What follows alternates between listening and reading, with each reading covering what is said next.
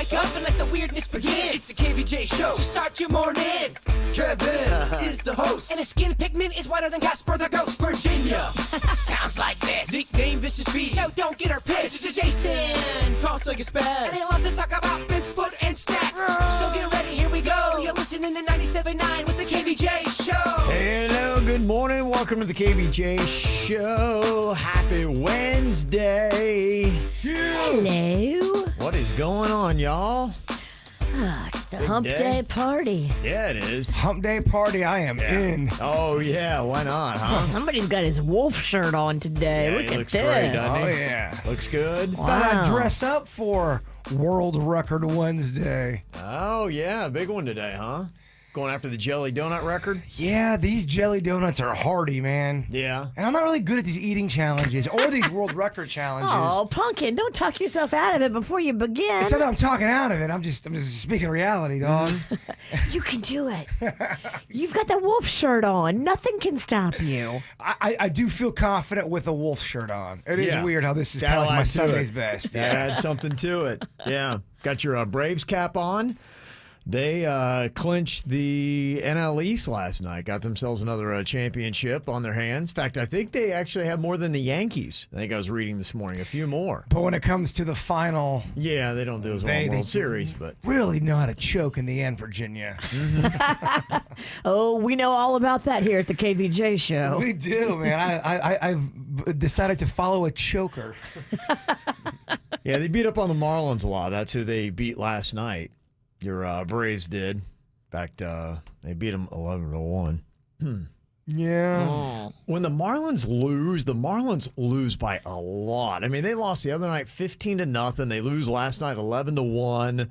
They had one game. I think somebody put like 23 or 29 runs on them, something like that, a couple weeks ago. It's just, I mean, wow. You see that in Little League, Virginia. Yes. I was a part of some of those games, too. The Marlins have little league losses. Were you on the 11 side or the 1? I was on the one side, and I'm not kidding you. You'd think, okay, if you're getting mercy, they call it like the mercy rule, or you think, okay, if that's happening, it's gonna be over quickly. Those games would last so long because the other team would never get out. Yeah. It was terrible. They try to speed up those kind of games now. In baseball, they have all the mercy rules. I mean, you can end a game after like 5 innings now. Even in football, they got what's called a running clock. If it gets so bad, they don't stop it. I was never a fan of that. I always felt like if you were getting your butt beat that badly, Yeah. you finish it out. If you're getting beat 51-0, Yeah. you finish it out. Well, it's kind of like, that's life. There are times in life where you are getting run ruled.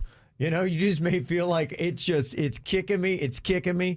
But a lot of times that is giving you the resolve. It's toughening you up. It is helping you so that you have the strength to try to pull yourself out of the gutter. And then when you achieve success and actually do win, then the victory is that much sweeter. I was never a fan of that, not as a player, not as a coach, Yeah. because you could still teach kids something, even when they're getting destroyed in a game. Some teams won't do it. Clemson was whooping up on the Citadel on Saturday. It was like 49-0, and the Clemson coach is like, "Hey, let's just go to the running clock." And the Citadel coach is like, "No, we're not going to do it." Good. And they didn't score a point, but he's like, "No, we're gonna enjoy this defeat." When you do the mercy rule, you make people soft. Yeah, I agree. You do. I want to know when they started doing the mercy rule in Little League. And let's put a correlation to when the mercy rule came in. Is that when this country got soft, Kevin? I think they started that the first game they did participation trophies. That's really what The it team all that got is. run ruled was handed a trophy on the way out. They're going, you know what? Life's not that bad. Well, you even see it in real Major League Baseball, Virginia. If a team is up by 7 runs, you're not supposed to do these other things in the game. You're supposed to, in a sense, lay up, even on a professional level. And I think that is horse crap. Well, never lay up, Bird. Run up the score, y'all. Well, even though the Marlins have gotten pounded 3 times in the last couple of weeks, they still are in position to make the playoffs. Believe it or not. They have got 3 games left here with, it says the magic number to clinch the playoff berth fell to 3 with the Phillies. They lost both their games in a doubleheader last night. So the Marlins have 2 games against the Braves. They got 3 against the Yankees, and they still could be one of the top 2 teams in the NL East and make the playoffs. Believe it or not, deserve it or not. Yes, I don't know how, but they are losing big. But yeah, they're actually winning a little bit this year in second place. I see you working positive, K. That's what I do, baby. So even though they took a big loss last night, 11-1, I just wouldn't put any money on them. no, I don't know. It feels like they probably could blow this lead, but we'll see what happens. They've only got to get through 5 more games, and the Marlins could actually make the playoffs this year. It's the KVJ dirt of the day. It's the KVJ dirt of the day. Virginia, take it away, cause you know we need that dirt of the day. Well, I'm sure people will say my statement is politically motivated, but I swear to you it's not. I just think this is just a little bit ironic. If you are one of the vocal defund the police people, you should probably be nervous if you yourself have to call 911. This happened to a major celebrity that has been very vocal about defund the police. Okay. And I just find irony there. If you're mad at me, I don't know what to tell you, but to me it's funny. I'll tell you. Get in line. Yeah, get in line if you're mad at me. Before we get into that and figure out which celebrity had to call 911, I'm sure both of you were watching last night on Dancing with the Stars, Kevin and Jason. I don't have to tell you what happened. I had to edit the clip so I know. But for everybody else, it was down to 2. Well, so the 2 crappiest dancers were Carol Baskin and Charles Oakley from the NBA. If you play the clip, people who haven't seen it, it kind of is a nail biter. You don't know who's going to win. I actually was falling asleep to this last night, and I was trying to fall asleep, but then I was like, "Oh, who's going home?" Oh. I was listening to the audio today, and I'm like, all right, this is sort of exciting. I did care, I unfortunately watched Tiger King, so I care. Here's how it went. Carol and Pasha and Charles and Emma are at the bottom 2. Carrie Ann, which couple would you like to save? The couple I want to save, because they did better this week in their dance, is Carol and Pasha. All right, Bruno, which couple would you like to save? I have to save Charles and Emma. Wow. We are split. We need a quick answer from you, Derek. Quick, you got to break this. Hi, Derek. Thanks a lot, guys. Quick, Derek, quick. Oh my gosh, okay, quick. We need an answer now. We're live, Derek. Charles, We're live. I love you so much. Come on. The couple we're gonna save is Carol and Pasha. Charles and Wow. Derek, get it together. That's why I like the clip. She's yelling at him the whole time. Derek, come on. Derek. They're in my ear telling me I have 10 seconds to rap. Derek, we are live as he starts to go into this is 10-second He's about answer. to tell a story. I know he was. Derek, shut the hell up. Yeah, a lot to say. Who's getting cut? He's extra. He can't help it. So is Bruno. Bruno's not extra? Oh, I love Bruno. Bruno can be as extra as he wants because he's good. Derek, You're like, shut up, Derek. shut up, Derek. We're going to commercial. Bruno, you be you. Derek, sit down. So Carol Baskin, you got her for at least 1 more week, huh? Yes. Her Okay. days are numbered. But poor Okay. Charles Oakley had to go home. Yeah. Okay. She is so fake positive. You know everything bothers her, but then she's acting all sweet in front of the camera.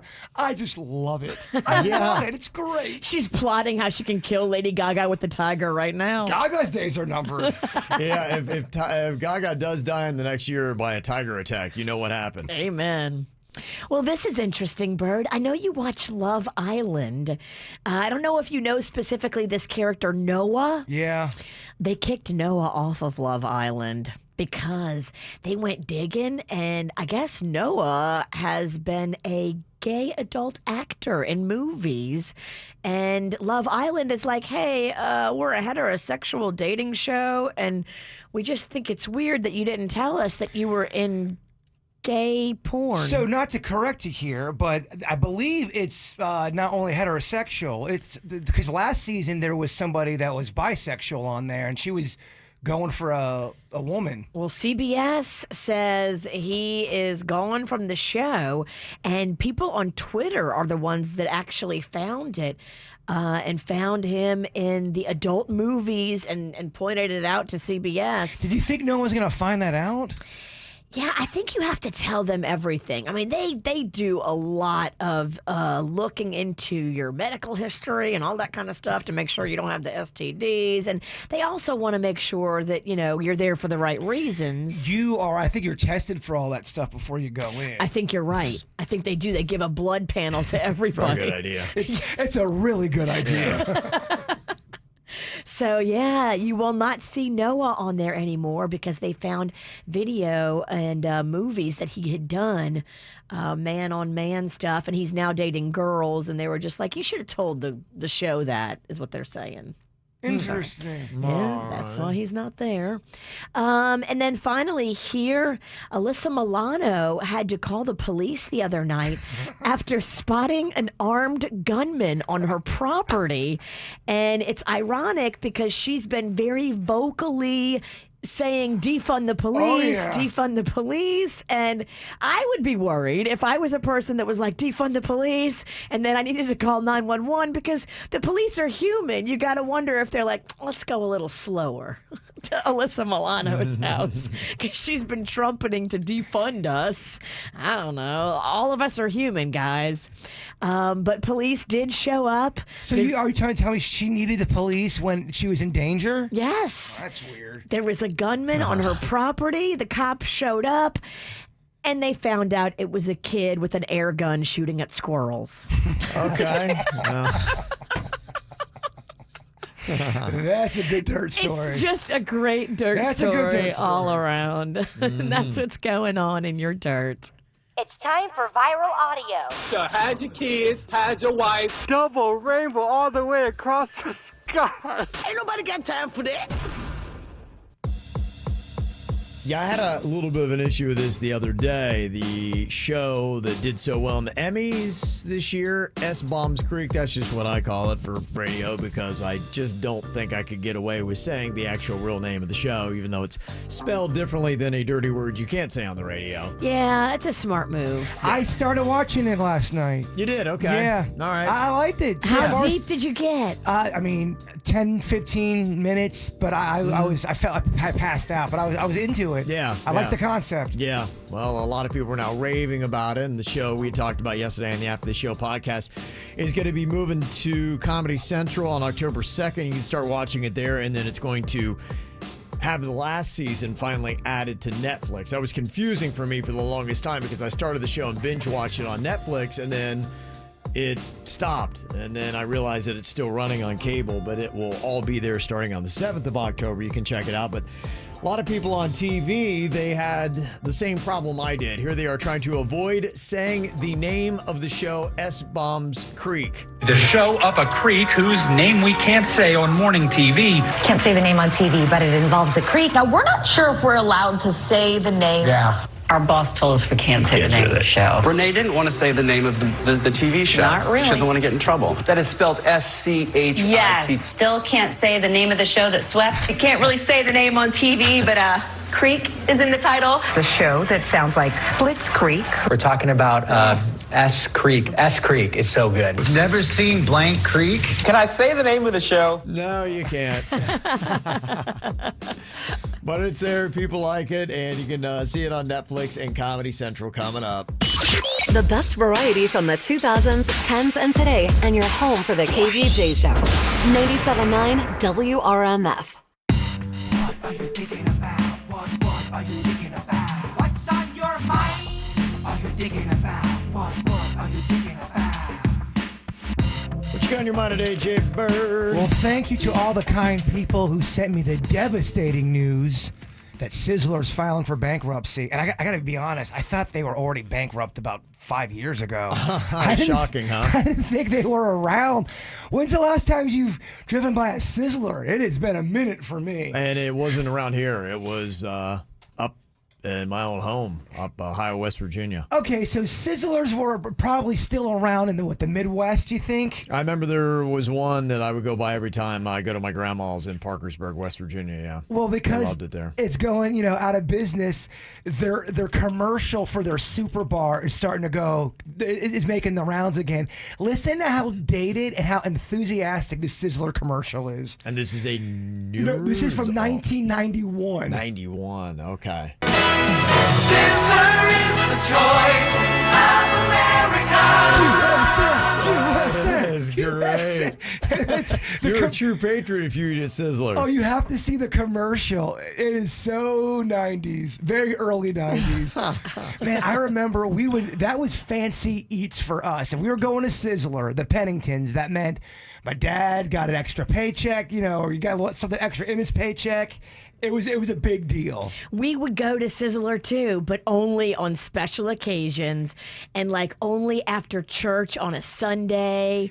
And you just knew when you were going to Sizzler, it was a big deal. If my mom and my Aunt Ann were on a diet, they'd take us to Sizzler and they would huh? They would get these salads, but cheese and dressing, croutons galore, bacon bits. It was never a diet salad.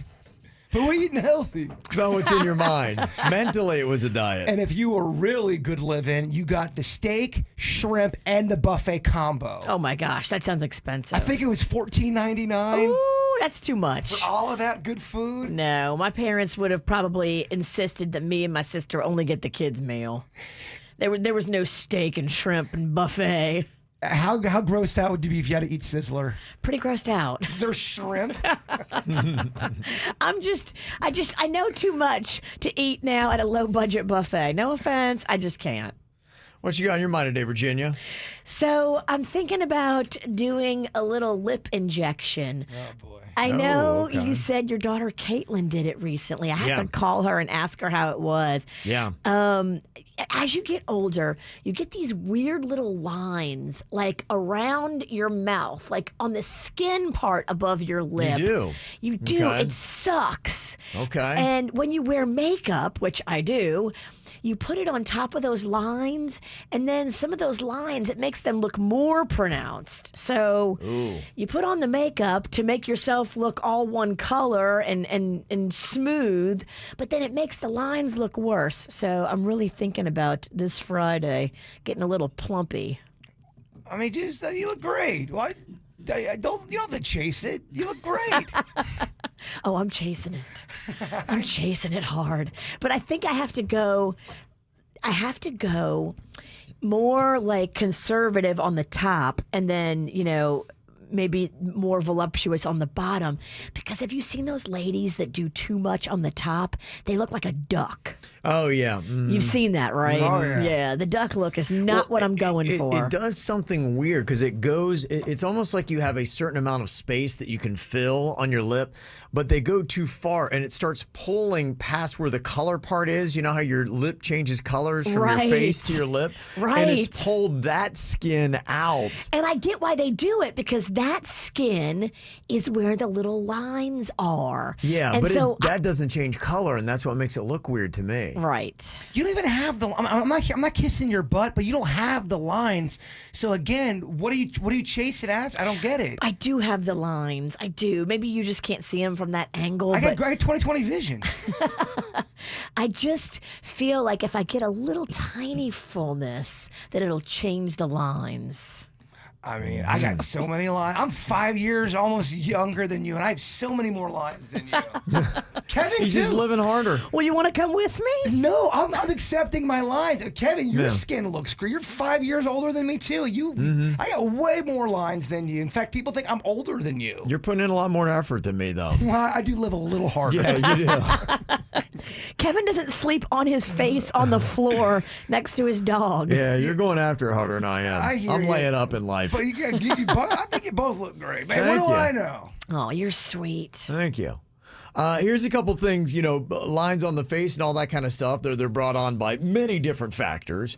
But, part of that is getting your sleep and, not getting too stressed and, all that kind of stuff. You're right. Sunscreen. It's blah, all blah, contributing blah. factors. Diet, blah, blah, blah. Blah, blah, blah. Blah, blah, blah. I won't run down the list. Yeah. But there's a couple things. I'm always looking for interesting little hacks that you could do just if you're trying to live your best life. Here's a few. One is a breathing technique to help you fall asleep faster. If you ever struggle with that, and it's always in my head that even 15 minutes less sleep in a night can drastically reduce your productivity the next day by up to like 10%. So wow. Even 15 minutes makes a big difference. So if you wind up laying there for 90 minutes in a night, then you're not the best version of yourself you can be the next day. It's called the 4-7-8. 4-7-8. Those numbers are key because that's what you want to remember. It's about inhaling for 4 seconds, holding your breath for 7, and then exhaling for 8. So that's why it's important to remember. It's the normal pattern of breathing. Inhale, hold breath, exhale. 4-7-8. Remember that. It's a lot of math, Kevin. No 4, adding, no 7, subtracting. 4, 7, 8. They're just numbers. 4, tricky. 7, 8. Yeah. 4, 7, 8. 4-7-8. If you quiz us in 10 minutes, we'll You're forget. not going to have it. Yeah. I will remember it. I'm locking it in right now. Yeah? I'll never forget that now. 4-7-8. 4, 7, 8. What do you do for 4 seconds? 4 seconds. 4, What do you 7, do 8. for that? You hold it in. Hold that. That was a part. I never said I remember the content. No, I knew the numbers. I committed the numbers to memory, not what you said. Well, the numbers mean nothing without the technique. 4, 7, 8. So what do you... So what do you do for 4? You breathe in for 4. Yes. You exhale for 7. No. Okay, get off my case. Do you ever listen to Kevin? I do listen to Kevin. Yeah, it's you again. If it went past you, inhale for 4, hold your breath for 7, exhale for 8. That's what I meant. So just pretend like you're hitting the bong with Denny's. Yeah. Okay. In for 4, hold for 7, exhale for 8. They say it's actually a military technique that they teach a lot. Because think about it, if you're a serviceman or woman and you're out in the field and the conditions you have to sometimes sleep in, and you definitely want to be the best version of yourself. Sure. If your next day is a matter of life and death, you want to get as much rest as you can when you have a chance to get rest. So they teach them the 4-7-8 breathing technique to try to help them fall asleep faster. So I thought that was great. I'll never forget. 4, 7, 8. what do you do for 8? You okay? 4, 7, 8. You exhale for 8. There you go. There you go. Oh, I got your quiz in. There he That's goes. good. There he 4, goes. 7, 8. 4-7-8, got baby. it. 4-7-8.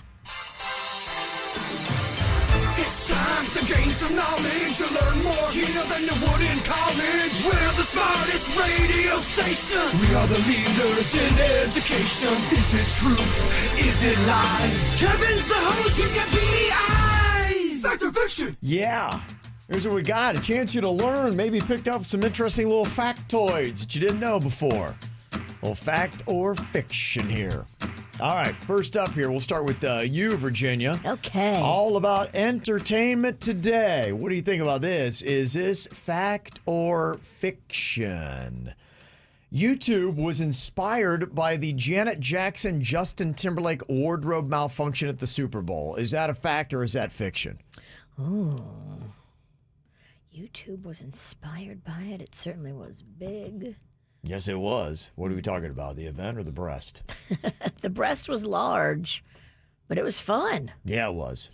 I'm going to go fact. Gonna go fact on that. And yeah, the fact that you said it was fun absolutely was. The creators of YouTube, the next day, everybody was trying to find that video. And they're like, well, we need a place where the world can run to see a moment like that. And that's really when time shifting of television started to happen, because you realize people were busy with their lives, and a majority of people, even no matter how big an event is, like a Super Bowl, there's still a majority of Americans that are missing that moment. And if they do, they want to be able to see it.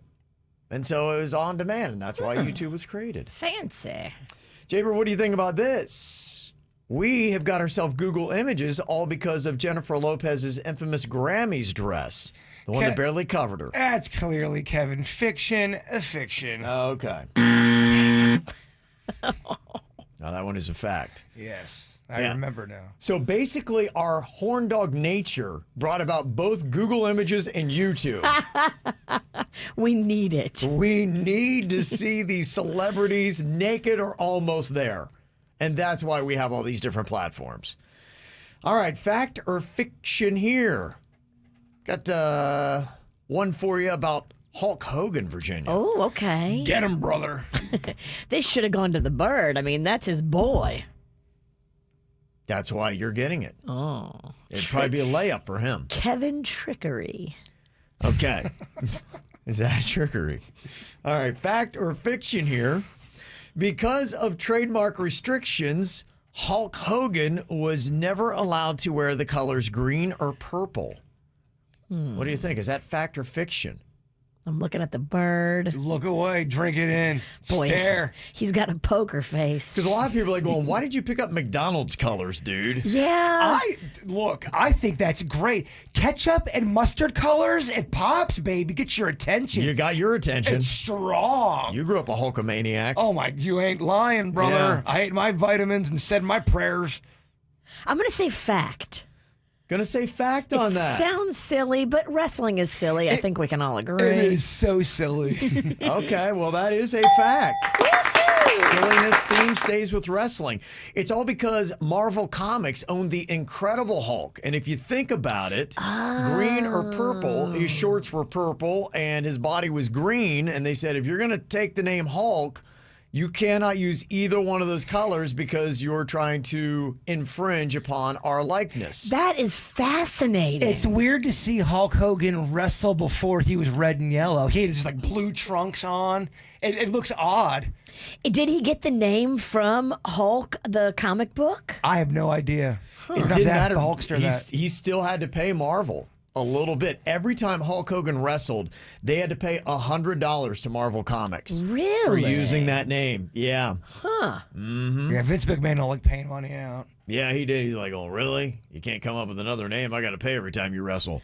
I never think about Hulk, the comic book character, when I think about Hulk Hogan. Yeah. So they did a good job of keeping them separated. You don't now, but imagine how big Back the Hulk then. was then, because they had a big, massive TV show at the time that ran on CBS. When you think about Hulk Hogan, you always probably think about when he picked up the Giant and threw him over his head. That's what you probably think. WrestleMania 3, right? No, I actually think about when you and Hulk Hogan were on stage downtown West Palm Beach. I wasn't there. It was Hulk Hogan versus Hulk Hogan. Oh, sorry. Yes. Sorry. One of your many alter egos, Hulk Hogan. Who just texted me the other night and might be coming around asking about Ralston. Not Oh, good for good. Ralston. Okay. Oh, I'm still waiting for the Hulk Hogan super fist battle. Good. I'm trying to get back in shape. I'm ready to whoop somebody's ass. Be good exercise for me. Keep in mind, it's zombie Hulk Hogan. He's That's gonna right. It's zombie Hulk Hogan. Oh my gosh. Slayer. Okay, Bird, for you, fact or fiction? Mr. Rogers thought that flatulence was actually a sin and wound up firing a camera guy that farted on set in front of him. No way. Mr. Rogers was too sweet. I don't think he was a big farter. I think he was against farting, but he would not fire a guy like that. Fiction. Okay, you're going to go with fiction? I'm going to say correct. And you're actually only partially right. He did not fire a guy for farting on the set, and according to his widow, Mr. Rogers liked to fart at dull events to liven things up. I didn't expect that. That was his tactic to get people to smile. Mr. Rogers would come and just drop a bomb on you. I didn't see it coming either. That was not in the Welcome to the Neighborhood movie. It's a beautiful day in the neighborhood. They should have covered that. If that was his thing, They should have they should covered have that. covered it. Did the family try to keep that from getting out? Yeah, that hit the editing room floor. It was going to be in the movie, and they didn't want that out. That's funny. Isn't that kind of crazy? That is. Mr. Rogers, there you go. Would that be allowed in today's day? If you were running a business and you went in and all your employees were there and you farted to kind of lighten the mood up, would you get in trouble for that today? Because you're not being professional? Hashtag me poo. Yeah, like along the lines of not being a proper manager. I don't know. It's a weird world and a weird time. Who knows? Someone would say it makes them feel uncomfortable. I'd respect the boss that did it, but I'm a weird dude. I would respect the boss. Yeah.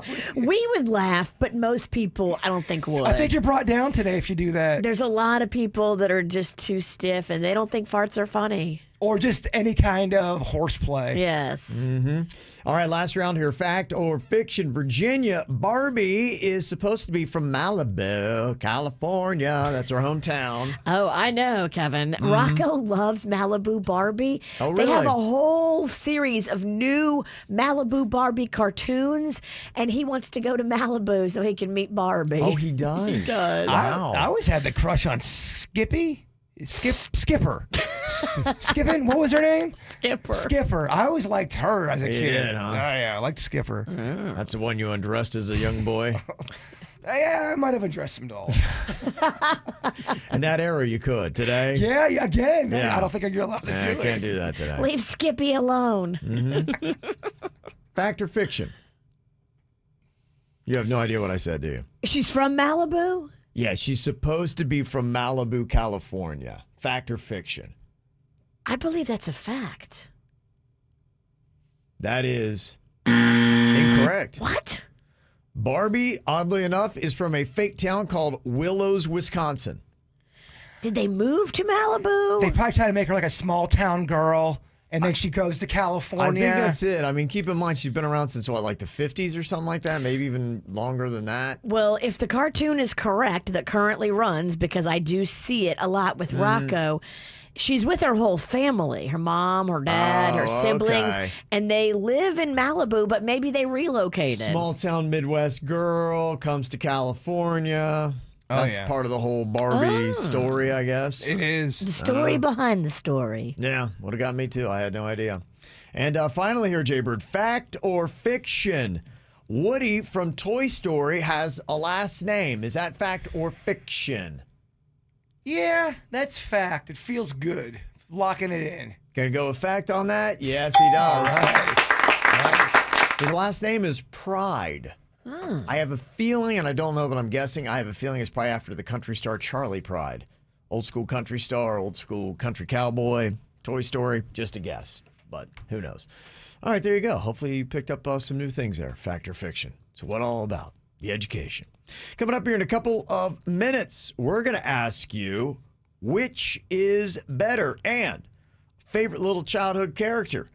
What would you say, Virginia? Snow White or Cinderella? For me, Cinderella.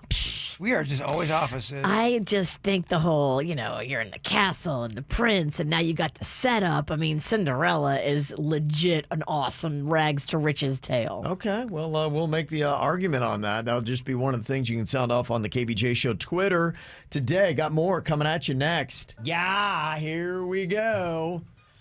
Couple different options here. What do you think? Which is better? Is it Snow White or is it Cinderella?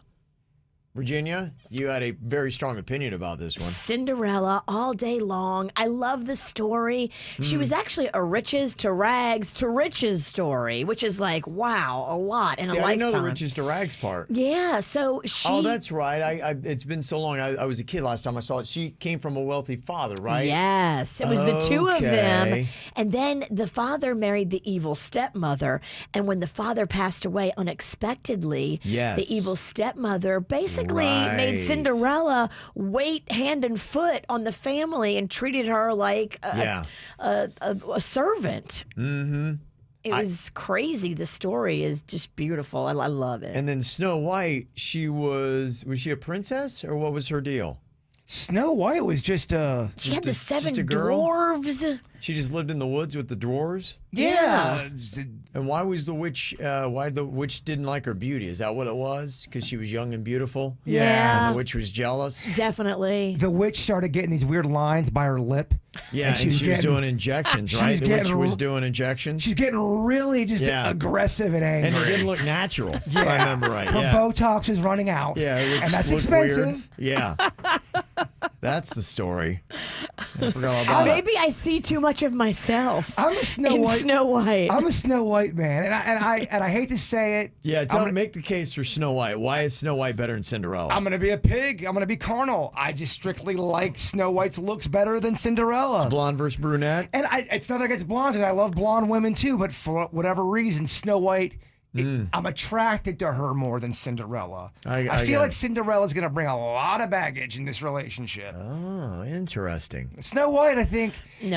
Snow White's used to dealing with a bunch of different personalities. She's She'll be able to handle you and your multiple personality disorder. I think Snow White's going to handle the bird better than Cinderella. Yeah. Interesting points. Interesting points. You kind of won me. I prefer the brunettes. So you kind of got me on that. I think the Cinderella story's better. I'm going to just edge out Cinderella, but you made it a strong case there, Jaybird. How horrifying is that witch, though, from Snow White? The original from Disney, they made her so creepy. She is legit scary. Look at that face. I know. I give this warning. My next door neighbors, they have twins that are almost 3. And I said, my twins were about the same age. First time, the Mexican Queen, I took them to Disney, and we walked in, and they had one of those actors where they have the actors come out and they had the big stage, and it's the first thing you see. And my kids, of course, were attracted to seeing that because they're recognizing the characters they've seen on TV. And all of a sudden, smoke and the witch and goes, and the twins, both of them freaked out, like at a different level, screaming, crying. Yeah. We had to take them right out of the park. We were in Disney for all of 10 minutes, paid all that money, and then walked right out because we couldn't calm them down. If you're a kid and you're not expecting a witch to magically appear with a smoke bomb, that'll shake some men. Yeah, it can and it will. Absolutely. All right, quick early voting on KVJ Twitter has Cinderella in the lead 60-40 right now, but we're very early in it. Go to Twitter and KVJ Show if you got that platform. Which is better, cake or pie? Oh. Cake or pie? You're going to make him pick? That's Kevin. There's a difference. You're right. There's a major difference. Yeah, and wow, I mean, it is tough. As a child, there were 2 I loved the best. My grandma Beulah made a peanut butter pie. Oh, it was unbelievable. Like, I have this thing where when I eat too much sugar, my face feels like it's on fire. Like I can just feel the sugar coursing through my veins. It's a weird thing that my body does. And halfway through a piece of my grandma's peanut butter pie, my face felt like it was on fire. Grandma, I got hot face. I can only tell you how much sugar I was consuming in that. Grandma Pennington made a peanut butter pie, a Pennsylvania peanut butter pie. Might be the area, yeah. And mine was in that area. I mean, it's my favorite pie of all time. It's amazing. So when you introduce peanut butter pie, if you've never truly had, and my grandma's in West Virginia, Pennsylvania, that area, maybe peanut butter pie's a thing there. But cakes have the black crunchy things. An ice cream cake, yes. I love the black crunchy things. It's true. The only thing I can really throw out in the pie category, there's only a few. The peanut butter pie, I used to love a lemon meringue when it had a lot of the meringue on it. Little light on the lemon, big on the meringue. I like that big fluffy top, whatever it was. Okay. And a chocolate pie. There were different variations of chocolate pie that I liked. But Jaybird is right. When you talk about ice cream cakes and just marbly goo and everything you can put into a cake, cake is better than pie. It's so good to see you, Fat Kevin. You've been missed, old friend. You have been missed. What was insulting is whenever they would give Fat Kevin pie and it would be like apple or cherry or a fruit-based pie, I just felt like I was being cheated because I'm like, I get it. I'm fat. I don't eat fruits and vegetables, so you're trying to trick me. I eat pie. I don't want to speak for you, Fat Kevin, but I always thought cherry pie was overrated. I love cherry pie. Yeah, I mean, it's good. Don't get me wrong. It's great. I just feel like there's so many better pies out there. You know what? A lot of times, crusts in many pies I find boring, if that makes sense. I get it. They just a blueberry seem pie boring. probably is a little boring for you. Yeah, there were some where they started putting like a sugar marbling kind of thing in there and it'd have crunchies on it. Those kind of crusts were good, but I got a lot of boring crusts. I know what you mean. mean. As a child. The pie crust needs to have a top and a bottom. And with that right there, that just solidified my vote. I'm going cake. That's my final answer because of that. Mm-hmm. Yeah, okay. Cake is going to be my cake slightly. Cake slightly. And I will throw out, my mom used to make an ice cream pie, and it had a graham cracker crust. Oh.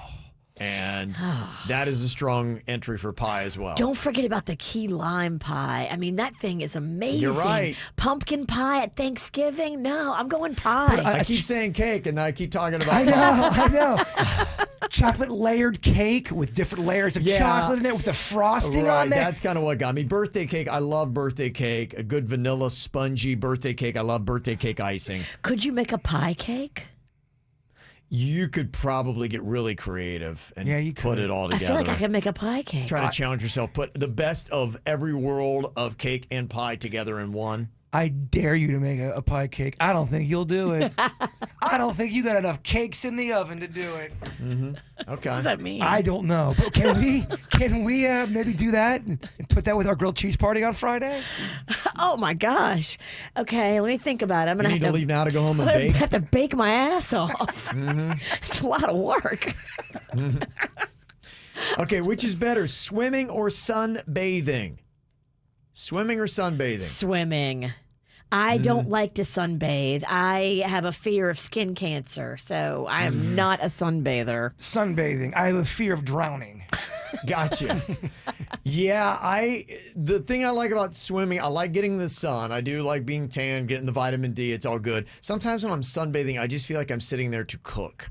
Yes. And it's sometimes too hot. Like, I know people will read or do something like that, but I've noticed when you're sunbathing, it's hard to look at your phone because it's too bright.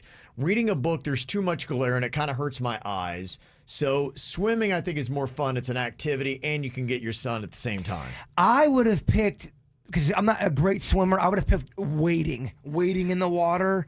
Kind of that chilling. works. I mean, that counts as all right, swimming. I'll Yeah, go with kind of that just then. in the shallow end, splashing around. That is fun. I love doing that. That's kind of what I'm thinking about when I think about swimming or sunbathing. Yeah, you're a man that needs a pool with a sun shelf, because what it is, it's like just a baby pool within a pool where you can just lay and frolic. A pool within a pool, kind of like a cake pie? Yeah. Oh, wow.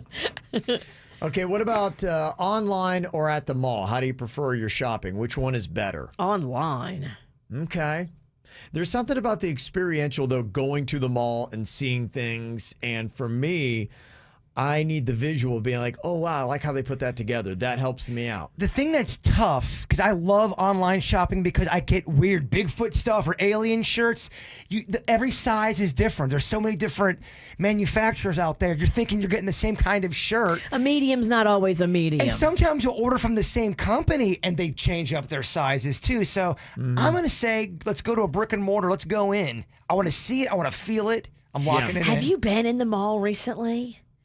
I mean, not Corones, no. I had to go pick something up the other day, and I hadn't been in the mall in months and months and months, but I needed a last-minute present, and I didn't give myself enough time to online shop with shipping. And so I literally was like running in and running out. And where I used to always go was Nordstrom. Half of the whole entire upstairs is empty. And like the shelves are empty, the mannequins are naked. Are they really? Everything is not there. And I was like, wait, whoa. Like, literally half of the department store upstairs has no clothes in it. Empty racks, empty shelves. It looks like after Armageddon. Wow. It freaked me out. It's because of the Corones, right? It's totally because of the Corones, but it was a weird sensation to be in there in a place that normally was packed. And I noticed, like, it was all the fancy high-end, like the dresses that were designer and like the ball gowns and all the stuff that you would wear to events that are all canceled. Right. All of that stuff is no longer in the second floor of Nordstrom, and it is weird. Huh. Wow. That's so weird, man. Freaked me out, bruh. And final one. This is a debate for online. I don't know if anybody in here will have a preference, but which is better, cardio or weights for people to work out? Cardio can relax me. It sucks to do cardio, but if you get into running a lot, you really do get a runner's high. It's very peaceful. Cardio. You're going cardio. I'm going weights. Cardio to me is miserable. It's painful. That's the part where I feel nauseous or lightheaded and don't feel well. Don't enjoy it. And I like the weights because, one, I don't have those miserable feelings I do when I do cardio. And I feel like it does more for looking good, like a physique that you want. More Yeah, than for cardio. men, it's definitely weights. For me and Jay Bird, the girls, we like cardio. The ladies like cardio. Okay. I don't want to be bigger. Yeah. I feel like getting all swole. Weights make your muscles bigger, right? I don't know. I've never done them. Or more tone. That's what they do. They'll a lot of times just tone. It's not necessarily that they'll get you bigger. And that looks good. I need to lose the fat. Oh, here we go. For like the last 3 days, she keeps on talking about how she feels fat. I gotta lose weight. Mama's gotta lose weight. I gotta do that juice cleanse again. Oh man. Nah. I'm over here talking grilled cheese parties. Yeah, we're going the opposite way. I'll start with you on Monday. If we blow it out with this grilled cheese party, I'm talking cakes galore, grilled cheeses. We'll do this juice thing together on Monday. All right. You won't do it. I will. It's vegetable juices. We'll talk. One good comment from a female said, if you do weights properly, you also get a cardio workout, and that is true. Oh, I don't think I've ever known how to do them properly. Yeah, you just kind of keep going and go at a good pace, and yeah, you will, because I was mainly just doing weights yesterday, and you get heart rates going. Yeah, a little swole Virginia up in here. The only exercise I've been getting is practicing TikTok videos. Those are fun dances. Okay, that's good. And somebody else said on the pie for the argument, just to say, to get it on the record, you forgot pecan pie. Oh, it's so good. Oh, man, that I'm telling you, the more I talk it through, boy, Pie it's a lot is closer than I thought. strong. I know. The pie is strong. Okay, all right, we'll be posting all those up on our KVJ Show Twitter, where you can go and vote today. All right, got some birthdays to talk about here today. Got to say happy birthday, Jason Alexander. This is the one that was on Seinfeld, a little bit on Curb Your Enthusiasm, The Jerkin' Pretty Woman. So he's turning 61 today. Love him. Bruce Springsteen, the boss, used to be a part-time Wellington resident. His daughter Jessica does a lot of the equestrian stuff, so I think Bruce still comes down, but this was more when she was a teenager. He's now 71. We are the world. I think he's got a new album out. I think he does, yeah. You're seeing a lot of the older dogs out there doing some new music, which I love. We played a clip of it. I remember saying that if you like Bruce Springsteen, you're probably like, okay, this is just what you would expect. It was in the lane of Bruce. It was in the lane of Bruce. So go check that out to download. Also, got to say happy birthday to Publix. The nation's 5th largest supermarket chain is turning 90. I love you, Publix. Yeah, you make me great subs. You find my wallet. I just love you. Yeah, they do a lot of good stuff for you. So there you go. What are you going to get Publix for their 90th birthday? Happy birthday to them today. All right, coming up here in just a couple minutes on the KVJ show, it is officially fall, and that means they can fully unleash everything pumpkin spice. Woohoo! And they have been doing that. A brand new pumpkin spice product is out today that you can check out and get your grubby paws on. I don't know if maybe a pumpkin spice mac and cheese sounds good to you. No. That could work. Okay. That actually could work. All right, we'll get the birds' thoughts and also where you could get this if you want to try it, plus a quick round of pumpkin spice, real or fake. Either you get pumpkin spice or you don't get pumpkin spice. I think I'm probably in the category of I don't really get pumpkin spice, but hey, if it makes you happy, go for it. There are just so many pumpkin spice products that are out there. It is actually really ridiculous. And now Kraft has just created a pumpkin spice version of their famous mac and cheese.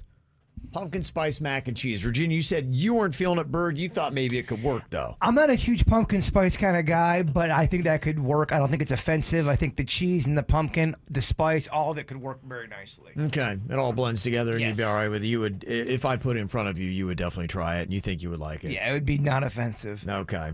The only problem is it's only going to be available in Canada and they're only making 1,000 boxes of it to give away. What's that about? Yeah, right. Oh, it's just a joke of promotion. I guess. Having a little fun. Well, you know, probably what they'll do is they'll see how successful it is and be like, okay, maybe we should expand it. You know, that really is the smart thing. It is better to release a little and have that demand and to have people go crazy for it than to release a ton and it's very available and people don't want it.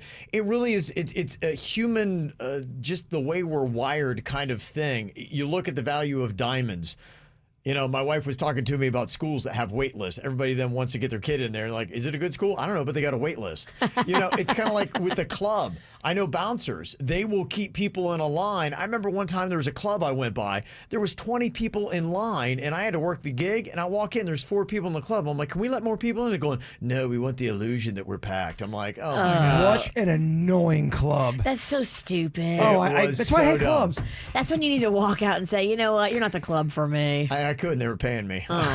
It was tough. Yeah, we've been to many gigs where morals or money. Yeah. The gigs where you have to stand there and just take it. Yeah, that was one of those I had to just stand there and take it. I've been to plenty. Yeah, 2 hours later, they let the 20 people into pure disappointment. Yeah, I'd be so bummed out if I was in line waiting all that time, and you go in there to just some radio dude. It's a lie. It's all a lie. That is life. And that's what I think Kraft is doing to you right now. They're lying to you, making you think you really want their pumpkin spice mac and cheese, and maybe you don't. We'll see if Canada does. Next year, if it's around in higher demand, you know that it worked out. Okay, quick little round of pumpkin spice, real or fake. Did they really come out with a pumpkin spice version of this product? What do you think, Virginia? Pumpkin spice scented toilet paper, real or fake? Scented toilet paper that smells like pumpkin spice. Oh, it's probably not good for your butt to put like spicy scents on it. Irritation. I know it's not good to put a whole pumpkin in your butt. Do you know that from personal Been there. experience? Hopefully it was one of the small decorative gourds and not the full-on jack-o'-lantern. That's why I call them pumpkin booty. That's right. Mm-hmm. I'm going to say false, fake. Gonna say fake. I'm gonna say you're wrong. They do have pumpkin spice scented toilet paper. Really? Do they have chocolate scented, I wonder? Don't know. That would be kind of awesome. I love that idea. A whole line of scented chocolate booty. Yes, this could work. But I do share her concerns about these kind of fragrances going in that area. The irritant Sure, factor. yeah, you would think so. You hope that it's been tested to where it doesn't like leave you a little rashy. Yeah. No one needs a bung rash. But I love that scented paper. They have scented dog poop bags now, which makes the experience way more enjoyable. But you're not wiping the bag on their butt. I know, but you're also... Yeah, if you're doing it right. We could debate this all day long, Virginia. But we're not going to. Jaber, what do you think? Pumpkin spice, real or fake? Pumpkin spice nasal spray. Pumpkin spice nasal spray. Total Kevin trickery fiction. You're right. Not yet. Not yet. Maybe next year. Pumpkin spice flavor gum. Is that a real or fake product, Virginia? Pumpkin spice gum? Yeah. That has to be real. Yeah, that does. That makes too much sense. You can get that. Pumpkin spice spam, Jaber. Pumpkin spice spam. I actually think it might make it better because spam is just the grossest thing ever. Imagine put a little pumpkin spice with your spam. And that spam gel. I feel like you could make that work. No, you're insane. I'm going to say there's no way there's pumpkin spam. Okay. There is. Virginia sees it. You see, you're a visionary. I do see it. I like the idea of meat with a little sweet. Meat and sweet. Meat and sweet. I don't like the idea of the mac and cheese and the sweet. I just think I don't know, it doesn't flow as well. But the meat and the sweet, it's like when you have like bacon and ice cream. Oh yeah. Yeah, meat and sweet. I get what you're saying. And I'm a big sweet, salty kind of guy. I love that. But you still get that with the mac and cheese. I don't know. Well, we agree to disagree. Virginia, pumpkin spice, real or fake? Pumpkin spice craft soda. Real. That's real. You're right. Ooh, they should do like a pumpkin spice spiked soda. Oh, I'm sure they could. Well, if not, I know you would spike yours. I would. Mm-hmm. And finally, Jay Bird, pumpkin spice condoms, real or fake? Real. It's a freaky world out there. It is a freaky world, my man. Unfortunately, nobody's jumped on it just yet, but it's coming. I bet they have edible things you can get. I'm sure they do. Yeah. For those pumpkin spice junkies. Yeah. You know what I'm doing. I know what you mean, the edible underwear. Oh, yeah, I was trying to make it radio friendly. Well, you can say that. I don't know, kids. I don't care. Yeah, you know, what are you going to do? All right, it's time to test your debate skills here on the KVJ Show with another round of Master Debater. We want to see who can make the best argument on some of the most challenging topics facing us in today's society. We need to get our judges on the line right now. 877-979-WRMF, 877-979-9763.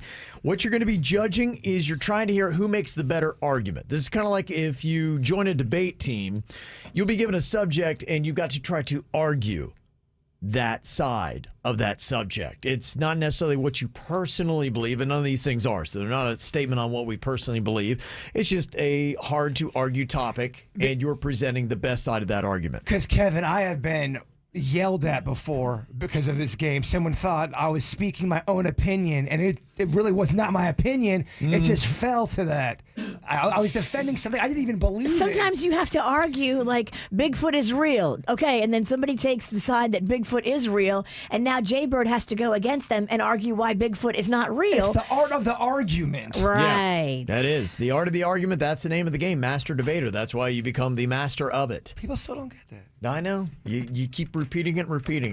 It's kind of amazing, but we'll see. All right, let's see what you drew. The two highest are going to go against, and then the two lowest are going to go against. I got a queen. I got a 6. Okay, Bird. That's a jack. Okay, and Denny's has a 6. Oh. Okay, so Virginia and Denny's go. Myself and the Bird go with the higher cards. Okay, that's how we're going to do it. Who goes first? What group? We'll let the higher cards kick it off. Okay. You and I, Bird. Okay. Bird hates going first. Good strategy, Kevin. Going last isn't that great either. Okay. We got to get some judges on, or else we'll have to go with the chat room. And that will be the first 3 comments, and that'll be the YouTube chat room. That's always tricky, though, because there is a delay, and then there's... I'd rather do callers, but we have no one on the line. Chat room, well, you need to call in more. I'd love to hear from the chat room. Actually, hear their voice. We need your voice. Well, that's interacting. Everyone's always typing. I want to hear voices again. I want to talk to people. Yeah, actually, the phones, I believe, work. Yeah, chat room, let me hear you. I don't want to say definitely, but I believe. 90%. I hope. Yeah, it's good odds. Yeah. 877-979-WRMF, 877-979-9763 until we get somebody lined up.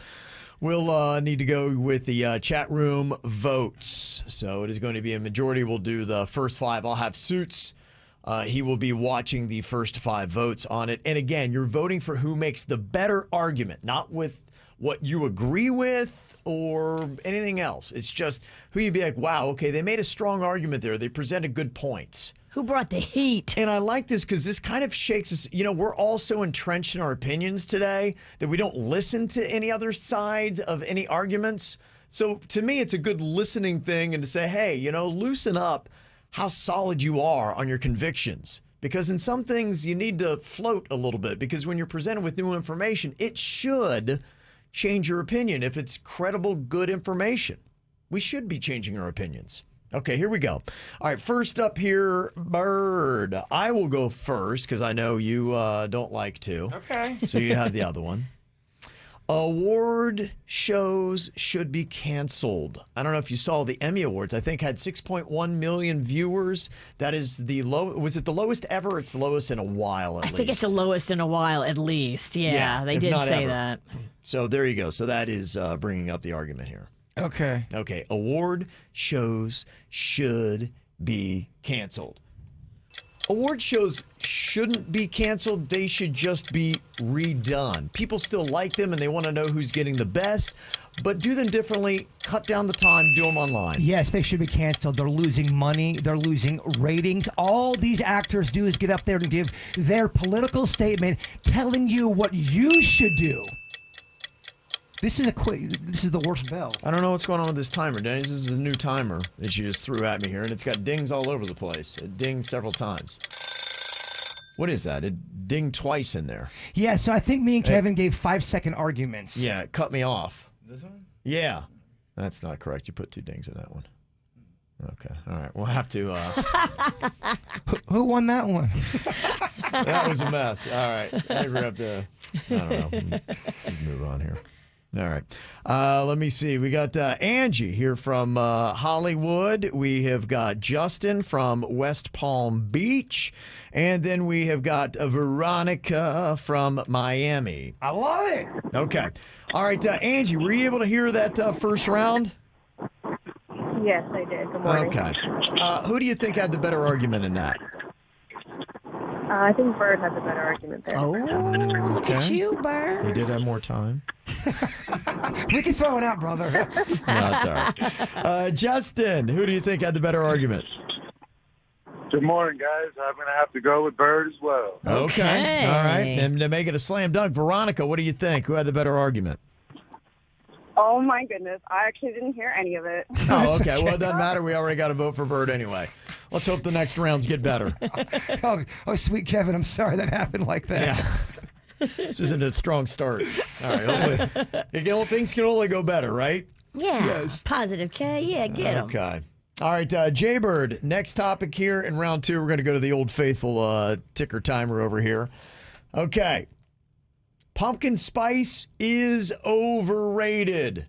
That is the argument. Pumpkin spice is overrated. Begin. Pumpkin spice is overrated. It's in every advertisement. They're tricking you. This is what social media does. They create a hype around something like a pumpkin spice, and they make you believe you want it and that you need it. You don't. Not that many people love it. If you look at the numbers, they're down. They wouldn't create what people didn't buy. And the reason why you see more pumpkin spice products coming out all the time is because people are buying them. People do love it. Something about fall and pumpkin spice goes well together. If people want it, put it out there, and they are buying it. Okay.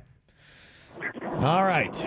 Round 2. Angie, who do you think had the better argument on pumpkin spice? Well, that was a tough one because I love pumpkin spice. But I think the Bird's actually right about it being like a marketing toy. So I'm going to go with Bird.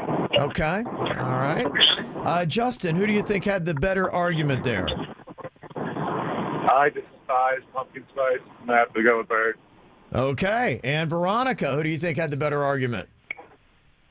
I agree. Pumpkin spice is brainwashing everybody. I don't think it's real. The first argument.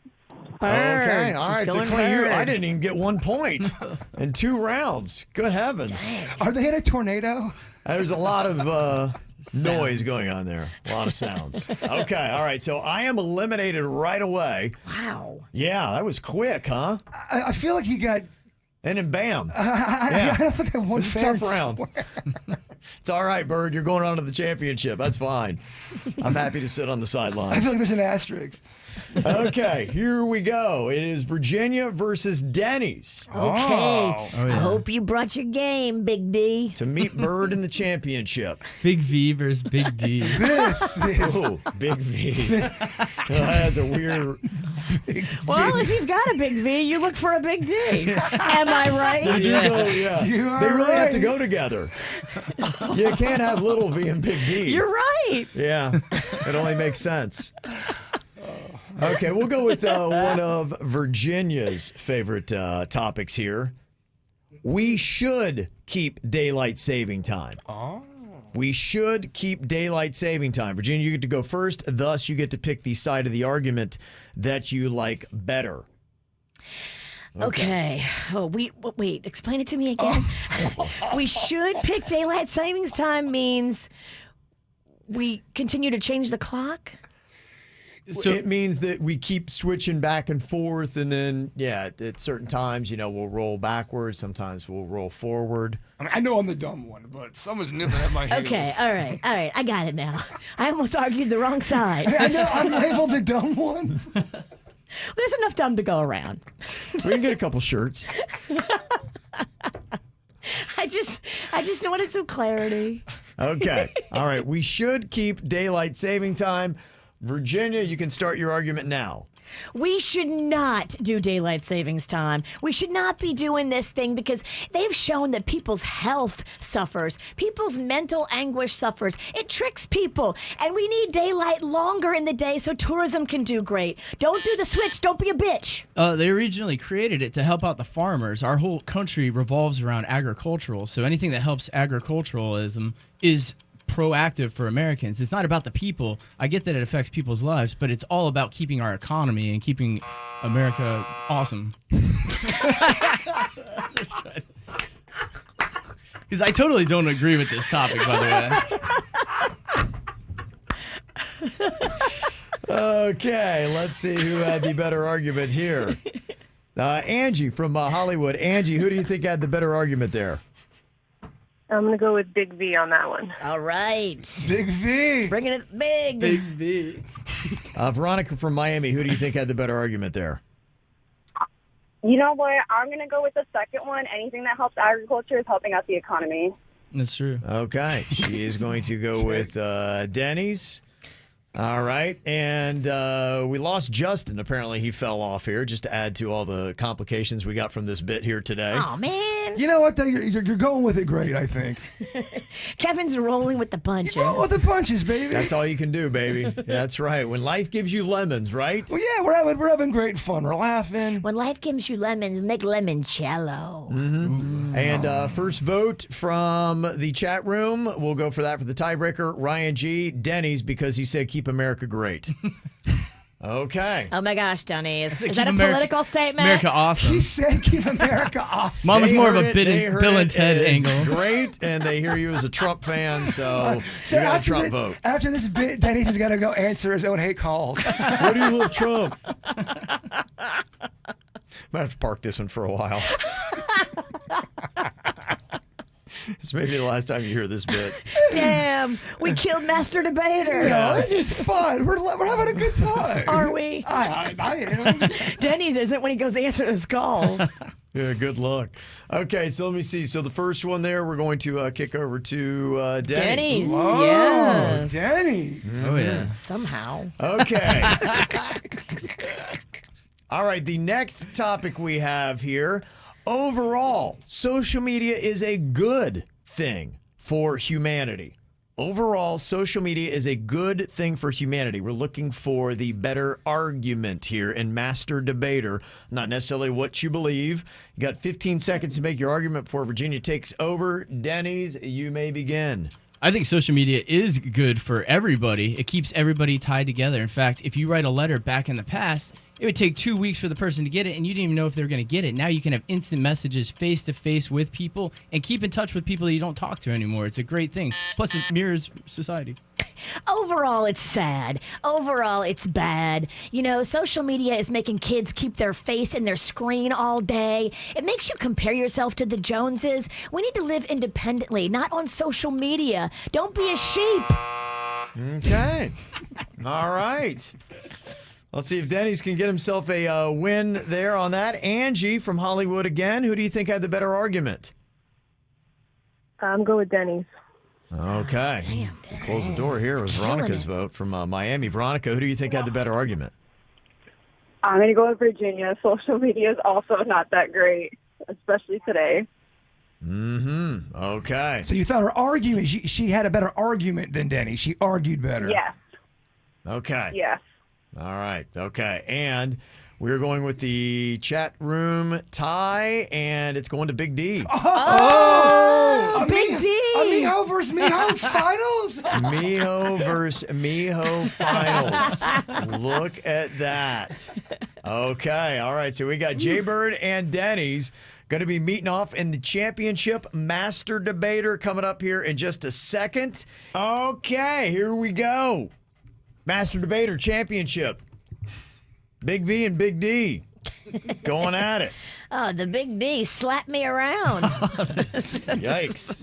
I'm Don't over want here that. nursing my injuries. Oh, yeah. Good luck, Jason. The Big D is no joke. I know. Okay, that was last round. The championship is Bird. He's going to take on the Big D. Old Denny's over there. Okay, you ready for this? I'm ready.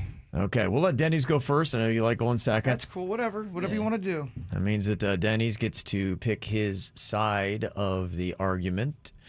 Okay, the first topic that we've got here, again, this is who makes the stronger argument, not how you personally believe, and not that any of these guys believe any of this. They're just trying to be a good debate team member. Don't worry. That one topic you brought up about kids going to school, someone will still think we feel that way, and they're going to hate our guts. Yeah, you're just trying to take on both sides of the argument, present them in a well-thought-out manner. J-Bad should be canceled.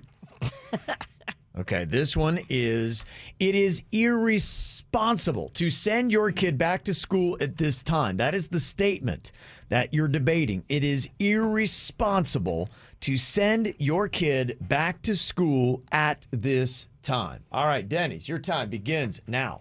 It is not irresponsible to send your kid back to school right now. America has to get back on track, and actually the whole world. I think it's a good thing that we start sending people back to school, start getting people back to work. All of this is just to get our economy kickstarted back to the way it was originally. People are dying, over 200,000 deaths.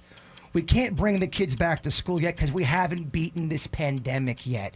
You want to get the economy going. Well, it's tough to spend money when you're dead. It's tough to spend money when you're in an urn. It is. Damn.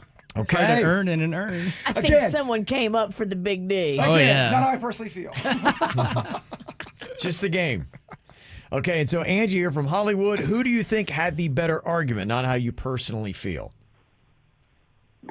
Bird went harder on that one. Yeah, he did. Oh, yeah. Okay. Real hard. What do you think, Veronica? Who would you say won that round? I'm going to go with the second one. Okay. He got me with dying. Okay. I love how she still doesn't know your name. It's for like 10 rounds. We're just learning it ourselves, so don't worry. I got her with dying. Yes. You did. But you took the first two. That's all you need. You Whatever get the point. it takes. Uh-huh. There you go. All right. Bird wins, gets that first round. Ooh. Okay. It could end right here. Finish him. All right. It's good, V. That was real good. Karate Kid for you. You know Cobra Kai has crossed over to the Virginias when she's quoting Karate Kid now. Yeah. Well, unfortunately, Virginia did not make it to the championship to argue this point. Our next topic in Master Debater, there's nothing wrong with passengers drinking alcohol in a car. It's my major political platform. Okay. All right. Bird starts this argument now. There's so much wrong with having somebody have open containers in a car. All you have to do is take a ride with a person like Virginia. You get her drunk and you're driving. She is like an eagle on crack. You don't know what the hell she's going to do. I think it's fine to have an open container as long as you're not the one drinking and driving. For anyone in the car, they're just enjoying the ride, you know? So, I mean, for them to have music, you know, alcohol, it's fantastic. I think it's a great thing to have. It's fantastic. All right. You don't need to say anything else. It's fantastic. It's a great deal. They got enjoying music. yourself. They can dance in their seat. They got a drink. Okay, Angie here from Hollywood. Who do you think had the better argument? No, Bird had the better argument on that one. Okay, yeah, the first one. And Veronica from Miami, who do you think had the better argument? Bird. Wow. Oh, look at that. Just like Sweet. that, Bird sweeps out Denny's. Boom.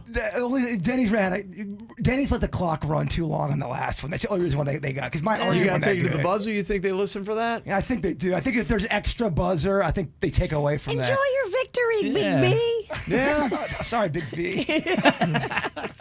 Big Bird in the house. Big bird. Got to say thank you very much to Angie in Hollywood and Veronica in Miami. Appreciate you both and love you. Thanks for listening, okay? Thank you. Guys. Okay, there you go. Both fantastic judges. We lost Justin somewhere along the way. Have fun with those calls, Big D. Yeah, that's right. All over you. You big Trump supporter. Oh, they're going to yell at him.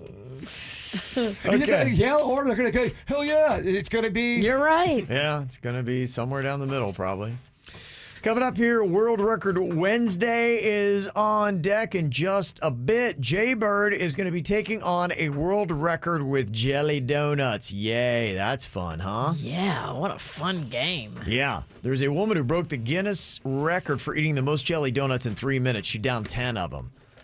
And here are some of the points, too. You're not allowed to have a drink, and you're not allowed to lick your lips. Oh. What? Yeah, that's part of the record. I'm very licky. Yeah, that was 2 of the things that they had is weird rules in that. They used to call me Licks Pennington back in Lake Park. In competitive food eating, they don't say anything about licking your lips. I've never heard that. Yeah, I guess that was part of this record. Okay, I think I lick my lips when there's sugar on them, but... Well, lick them afterwards. All right. Okay, you just got to watch yourself. All right, can Jaybird break the world record? Now it's going to be in your head not to lick your lips, and you're going to lick them more. No, I'm not. Thanks for the pump-up talk. Yeah. Thanks for that. It's all over. The pep talk. You might as well quit now. It's done. Hey, let's eat these donuts. What are we doing? I mean, come on. What are we doing? You don't stand a chance. Could you imagine Virginia's a cheerleader? No. Hey, you're going to lose, guys. Oh, man. Oh. A cheerless leader. Yeah. It's destined for failure. But Yes. okay, let's do it. Okay. Bird has got his concentration on World Record Wednesday. This is a record for the most jelly donuts eaten in 3 minutes. A woman recently broke this here in the last couple of weeks. She downed 10 of them. The previous record was 6. And somebody sent us this note that, yeah, in this world record, she was not allowed to have a drink and not allowed to lick her lips. That's tough, man. You need that liquid. You need them lips. I think Is so. jelly your favorite donut? It's actually probably my least favorite donut. Really? Yeah, man, I'm a cream guy. I like the chocolate. I like the pudding inside. I love the one that looks like... We had that discussion about, was it Boston cream versus custard, I think? Yes. Bavarian versus Boston cream. The cruller or crullers. Yeah. I love the donut holes. The munchkins. Jelly donut's probably the most filling, right? The most dense for donuts. Those in the Bavarian or anything with the custard or a cream. Yeah, the jellies are they're I mean, it's not just a regular little small glazed. So keep that in mind. They're the ones from Dunkin'. Yeah, If you delicious. get the ratio of jelly to dough right, it really is beautiful. And I mean, it's not that I hate jelly donuts. I don't hate them. They're not even in my top 5. There's so many other donuts out there. Oh, I love a jelly. We got 3 minutes on the clock. Record is 10. Previous record was 6. I'm going to put the over-under at 5. Oh, man. So KVJ respectable would be 5. 5 would be like, okay, that's a pretty good run at it. That's a lot of donut. That is, with no chaser and no lickage. It's a lot of donut. I got to fight through it, though. Okay. Virginia, are you going over or are you going under on World Record Wednesday? I think I'm going over. Really? I think I am. I don't know why. 5, I feel like you can do 6. I tried not to eat last night. I tried to prepare. I feel empty. I feel ready. Okay. I'm going with the push. I think you're going to get at 5. I think he's going to be right there at 5. Suits, he's going same. Suits is going push. Push, okay. Denny's, you over or under 5? I'm over 5. Give me some of that sugar. Denny's is going over. Okay. Bird No 4 would have got 7. Is that what it is? The 04 model? The 04 model. I'm just trying to talk trash to myself, trying to fire myself. Is that what up. it is? Okay, trying to psych yourself out? Okay. Yes. Give you 4 minutes of concentration, then we come back for a World Record Wednesday attempt next. Let's see if the Birds got it today. World Record Wednesday is going after a jelly donut eating record. It's 10 in 3 minutes. Bird, you can do it. You got them Dunkin' Donuts in front of them right now? They smell great. Yeah. I'm hungry. Oh, they look amazing. Like, Fat Kev would love to rip in a few of those. Oh, Fat Kevin. I have 3 extra here. That used to be my jam, was donuts. Well, I had a lot of jams, Yeah. obviously. Yeah. You had jam, you had jelly, you had everything. Did you like I say, I zeroed in on one food. Let's not kid ourselves. Did you like those long boats? Those long... yes, those are my favorites. Those are my favorites, The too. ones that had cream in the middle and had icing on top. The eclair. It was just surrounded in goo. The eclair was Oh, they're just... unbelievable. Well, it was like an extra large donut. Yeah. So, of course, you want the eclair. It's like 2 donuts in one. I love the leaky eclair. I know leaky's not the most appetizing word. Yes. It's not at all. I'd like my phallic donuts to be leaky, please. Okay. He's a weird kid, y'all. Sorry. Yeah. You know what I meant. Okay. All right, so let's see if he's got it. 3 minutes we're going to put on the clock here. The over-under is 5. That is KVJ respectable if you can eat 5 in 3 minutes. Virginia and Denny's both say he's going to go over 5. Suits and I both think he's going to land right at 5. Nobody took the under today. Which is amazing. Look at that. The room believes in you. Everybody thinks you're going to at least eat 5 here in that I have to get 5. If not, oh my gosh, you got to do something. If I don't get 5, you got to do something to me. All right. Okay. Happily. Okay, we got 3 minutes on the clock. Be at peace, Bird. Okay. Be at peace. On your mark, get set, and go. World Record Wednesday. It's enjoyable for a while, these records. I've done this before. I've done the pizza eating challenges. I've done all this kind of stuff, and it is fun for a normal amount. Yeah. You're in there, you're like, going, this is great. I should do this every day. You only have 3 minutes. You better pick it up. Yeah. You get to a point, and then it's not. He's doing well. I mean, he's at 1, and you're just at 2.5 minutes left. So, I mean, as it goes, if you did, 2 a minute and you got 3, my goodness, you would get to 6 easily. And that's just some quick, easy math. And that part of the show is free for you. Okay. How's he looking? He's looking fantastic. I mean, he's at 2 minutes and 15 seconds and he's almost done with his second donut. Wow. Now, this is where it starts to hit, where it gets real. First minute, that's just whatever. Anybody can ride 1 minute in this donut challenge. Minute 2, we really start getting down into it. And that jelly is really going to start playing a role here. He's on donut number 3 right now with 1 minute and 50 left. I like that. He's changed up his strategy. He's now splitting the donut and eating the gooey part first. I think the goo acts as a lubricant. Smart move, Bird. He's getting smarter with every donut. Yeah, he is. The thing that is interesting, the one thing I didn't expect, is when he rips it apart, the jelly starts to tumble out of the donut, and he had to, a minute ago, he had to shove the donut into his face sooner than he wanted. And so that is something to try to figure out here with the jelly. But it's wet. It's what he needs to be doing to lube that thing up. Okay. Are we donut 4? Is that correct? Okay, donut 4 right now. Looks like he's going to take that down as he goes into the home stretch with 1 minute left. He's done 2, so he's averaging 2 donuts a minute. Swallow. It's all about, this is kind of like when you see a marathon or something like that, Virginia, the Tour de France that they just had. It's all about that last leg of the run, and it's all going to be about the last minute. If Jay Bird can just down 1 more donut, he's at KVJ respectable in this last minute. He's definitely slowing a good bit. Oh, the struggle is real. I mean, there's a lot of donut in the mouth. He's struggling with the lack of moisture to get it down. Suck that jelly. 30 seconds left. Suck that jelly. He's at 5 right now, so. Get it. Get the jelly. Get the jelly. He has got himself right at the 20-second mark to finish this, to get to 5. Should be the push. Okay. Oh, boy. He's trying to, it's fighting its way back up. It's at 10 seconds. And she's heaving.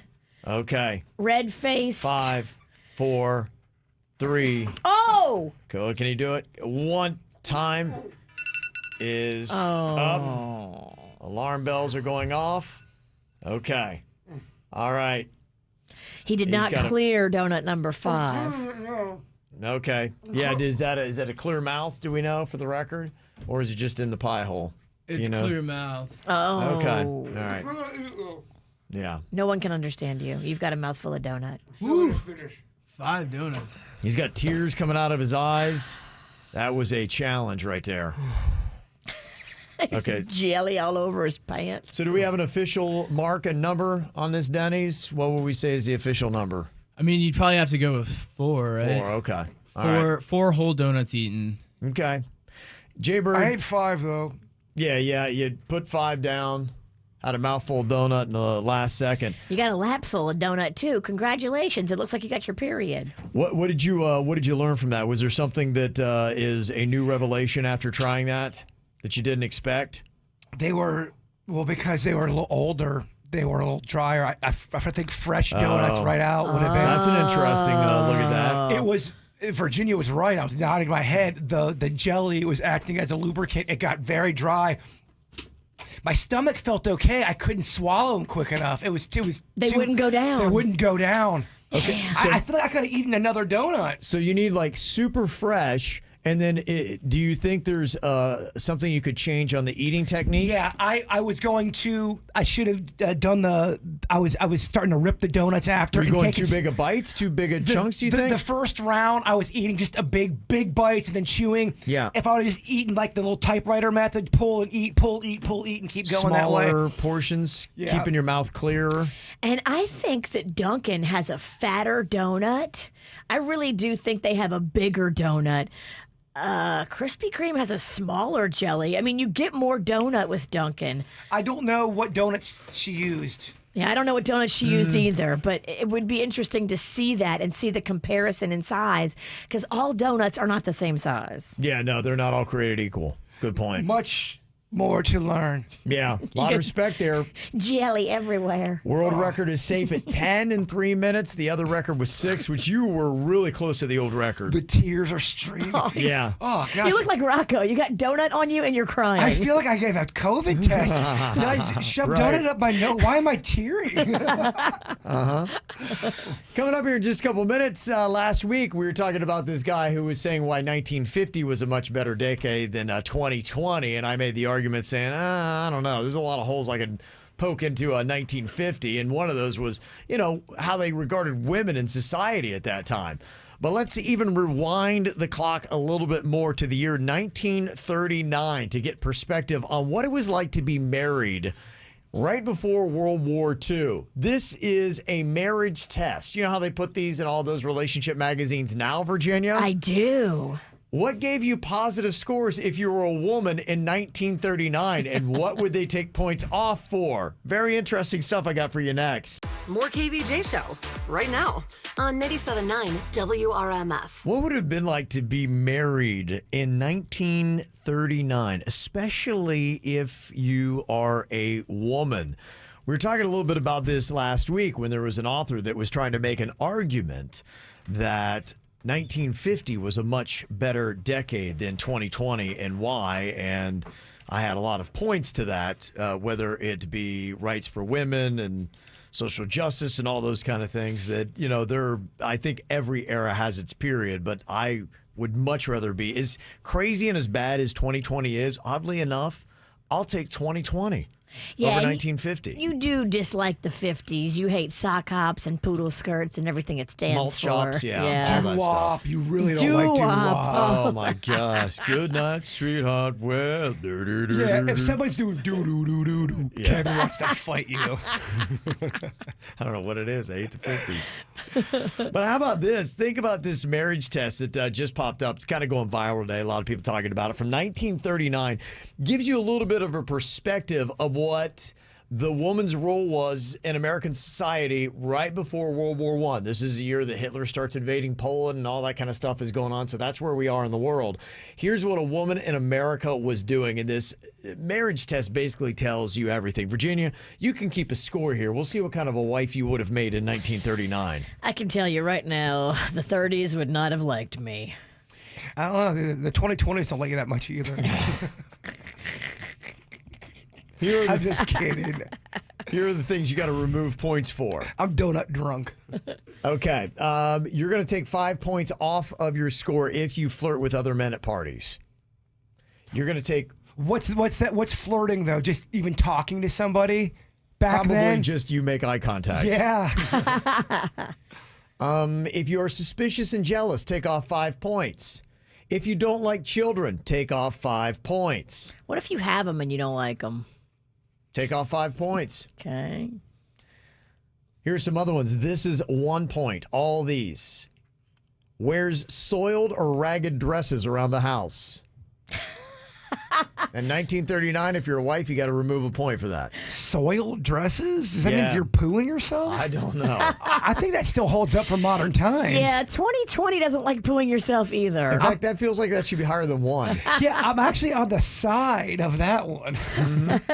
Other things you want to take a point off for if you're a woman in 1939 and married: wears red nail polish, seams in hose are crooked. I guess you had to line up the seams of your pantyhose, and puts her cold feet on her husband to warm them.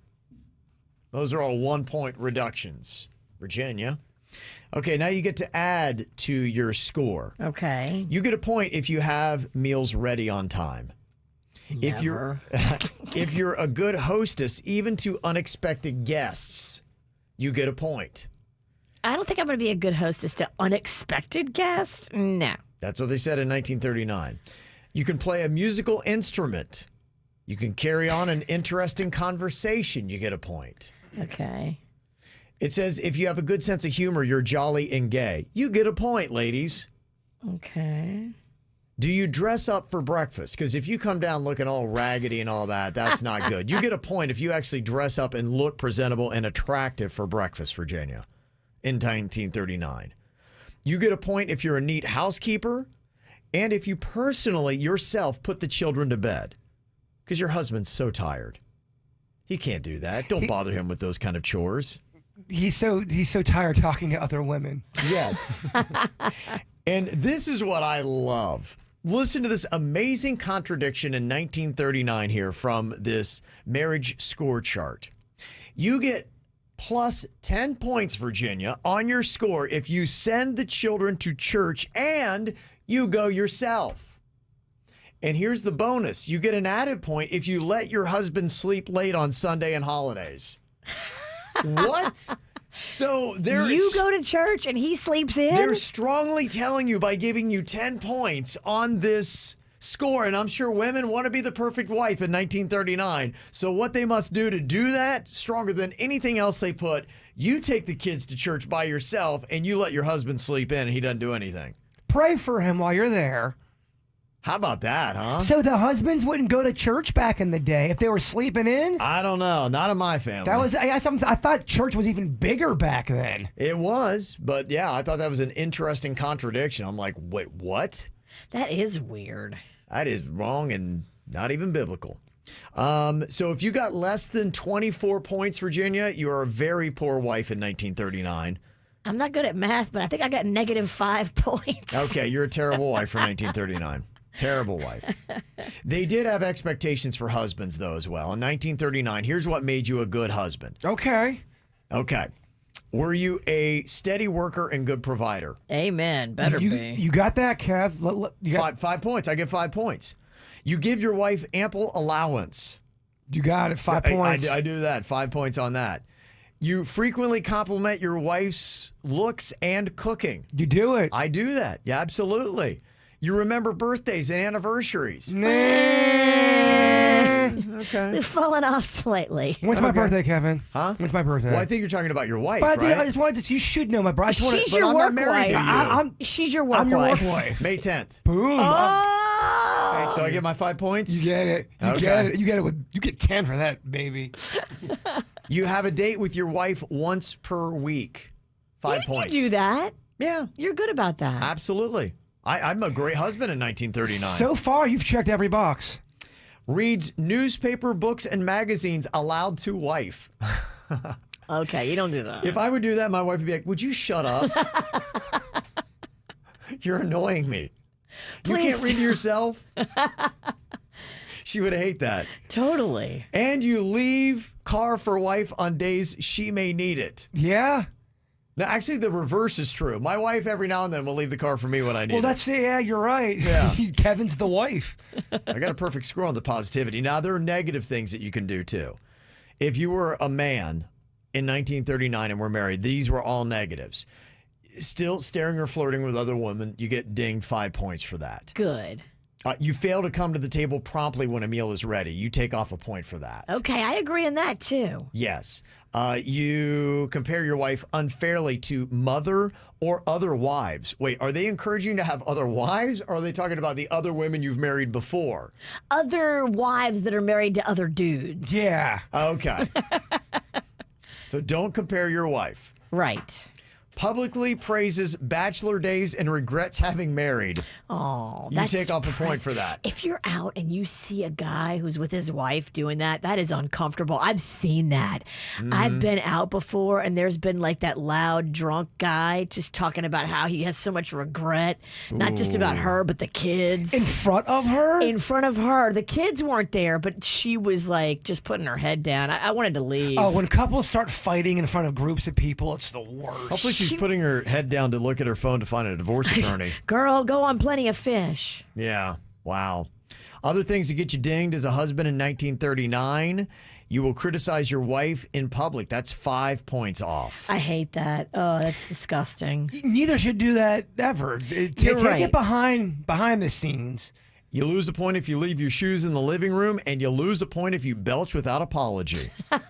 Wow. That's what it is. Yeah, I wonder when they started, when you burped, when people would go, excuse me. I wonder when that started, where it was considered, that's gross. You can't do that. Bad manners, yeah. Yeah. And aren't in some cultures that kind of a compliment to the chef? It is. Yeah. That's But what do I you still thought. say excuse me, though? Because it's kind of gross. I think you're like, "Ugh," and you're like, there you go. That's a compliment to you. It's so gross. I love that it is very gross. Absolutely. So there you go. That's your scores. That's what it was like being married in 1939. Fascinating. Thought that was kind of interesting stuff. I need some help. That's what this guy's saying. Can you guys do it? I'm terrible at talking dirty, and my wife's called me out. Says here in the email, the mail at kvjshow.com, I always thought that my wife enjoyed our bedroom life, but recently she asked me to spice things up by talking dirty to her in the bedroom. I tried, but she didn't like it. Uh-oh. She didn't specifically tell me what she wants to hear. She said it just has to be spontaneous and sexy. Now I'm so confused, and I need some guidance, and I don't know where else to go. Any suggestions from the ladies in your audience as to what they like to hear? It kind of stinks that she's not being cool because it's gonna take a little bit of time. You're not gonna get it the first time. You're not gonna get the first couple times. It takes a little bit of work being comfortable and seeing what she's into. You got to give your guy a break, and vice versa. You got to give your girl a break if she's not comfortable talking dirty. The thing that is tough about this is whenever you give somebody a critique but not guidance on how to improve, and that's basically what this is. What you're doing I don't like. How do I get better? I don't know. And that only You're right. lends itself to frustration. It's not fair, but Right. do you want to now start correcting how she's handling it and start like a little mini fight about it? No, I don't think you should fight. It just stinks that she is not directing him. I get the critique. If she's not into it, babe, I don't like that. But what am I doing wrong? I don't know. Well, tell me what you want. Let me know what you're into. I think she's just like, I don't like what you're doing. And he's like, well, what do you want me to say? And she's like, well, I don't know. I mean, you got to be spontaneous. You got to kind of feel, I can't tell you what to say because you should know what to say. Swagger. She wants the swagger and the sexy to be internal and come from him and not from her having to tell him. She's basically saying, dude, figure it out and come back in the bedroom and blow me away. It's what she's basically saying. He's asking then, how do you give me internal swagger? Can you teach that, or is that something that you're born with? Well, you have to kind of go within and you have to figure out what really turns on your woman. You know what turns her on. Maybe you're not able to articulate it, but if you know what she's into, now you figure out a way to verbalize that in a way that's going to turn her on. You probably know what she's into and what she likes. Now figure out how to say that. Get her going that way. What did you try when she said that wasn't it? So don't do that again. Yeah. But maybe, if she loves chocolate, bring some chocolate into the bedroom. That's not what this is about. You are so far off. She wants carnal talk. You're talking about presents, of course. She wants... What can you give me? Oh, yeah. Maybe I'm just hungry. Clean the house. No, she wants you. This is a carnal email right here. That's what it is. It's like she's told him what she wants. She wants some good dirty talk in the bedroom. And she's saying, basically, figure it out. And he's like, okay, Where do you go for that? Or is there a movie? Is there a TV show? Is there a book? Are there lines? Do you guys have any lines? Are there things that ladies in your audience likes to hear in the bedroom that you can give me as kind of a starter? So what he should do is try to turn this into a fun game. Let's get some wine. Let's get some champagne. Let's get a little buzz together. Let's get some chocolate, like Virginia says, and let's have a fun, open conversation and really be open to what she wants to say to you. Ask her what she's into. And you probably, I mean, I'm sure you and the queen don't talk dirty, but I'd imagine you sort of know what the queen would be into if you were to ever get laid, right? No. You don't really? He's drawing a blank. Yeah. I don't know what to tell you. I think this guy has a good question. But what are some thought starters? So give us a few little basic opening. It's all going to depend on what the woman's into. You can't say something dirty that she's not, if she doesn't like it, because he's already tried it. So you have to know what your partner's into, and what buttons they like. I would say, too, you have stages. You have, this is an opening line, this is somewhere in the middle, and then this is, you don't want to start with the more abrupt. First, you want to warm the oven, then you get a little bit hotter, and then you can go to a level. So it's almost like maybe you have phase 1, 2, and 3. The problem, too, is for some people, they can't get there mentally for dirty talking. It's goofy and silly, and they got to really put themselves in imagine Virginia really seriously trying to talk dirty. I mean, radio friendly, what would you say? If you were really trying to turn me on, what would you say? I don't know. I've been a bad girl. I was so bad today. Don't do that whisper thing. I need to be punished. Don't do the Gollum whisper. You need to, when you try to... I need to be punished. Is that better? Now you sound like Mickey Mouse. not there. Touch me there. Make me pay. Okay, if you've got some suggestions here, you can text us 877-979-WRMF. We can figure out how to make them radio friendly, so maybe you can get this. Maybe some thought starters that you use. Give the guy something. I wish the guy would tell us what, possibly things turn her on. It sounds like she wants a little bit of, kind of like what Virginia was attempting to do. Maybe she's a good girl when she's working from 9 to 5, but when she's at home, all of a sudden she wants to be a bad girl. Mm-hmm. What does she do that she's a bad girl? Like, oh, maybe she goes to check the mail and she doesn't wear any pants. You're so bad at this. Am I bad? You're bad. Maybe she goes to the mail, Kevin. She's not wearing any pants. Oh, yeah. It's so sexy. Oh, no. I just dropped the bill. I got to bend over and pick it up. Sexy talk with the Raging Cajun. I'm so bad. Punish me. Okay, we got some text coming in. This one is bad where somebody says you either have it or you don't, dude. Sorry. I disagree. I feel anybody can become a better lover if they put the effort in. Okay. You can be better. All right. It might be that you need to spend like a little time with this guy. Get him on the phone and coach him personally, one-on-one. Again, I don't want to sound like a dead horse here. You gotta really zone into what your partner is turned on by. Okay. Because if someone wants, pull my hair, and they're not into their hair pulling, you're going to miss the mark. Yeah. Okay. All right. We'll get some that work for you in the bedroom. You can text them to us 877-979-WRMF. It's our job to try to figure out how to put them on the radio. Coming up. Ow! There's a lot of dumbass criminals to talk about, baby. It's the whacked out news. People breaking the law. Ha ha, fighting in the nude. Ha, drunk people pooping in the street. Ha ha, it's the whacked out news. Huh. So many people on meth. Ow!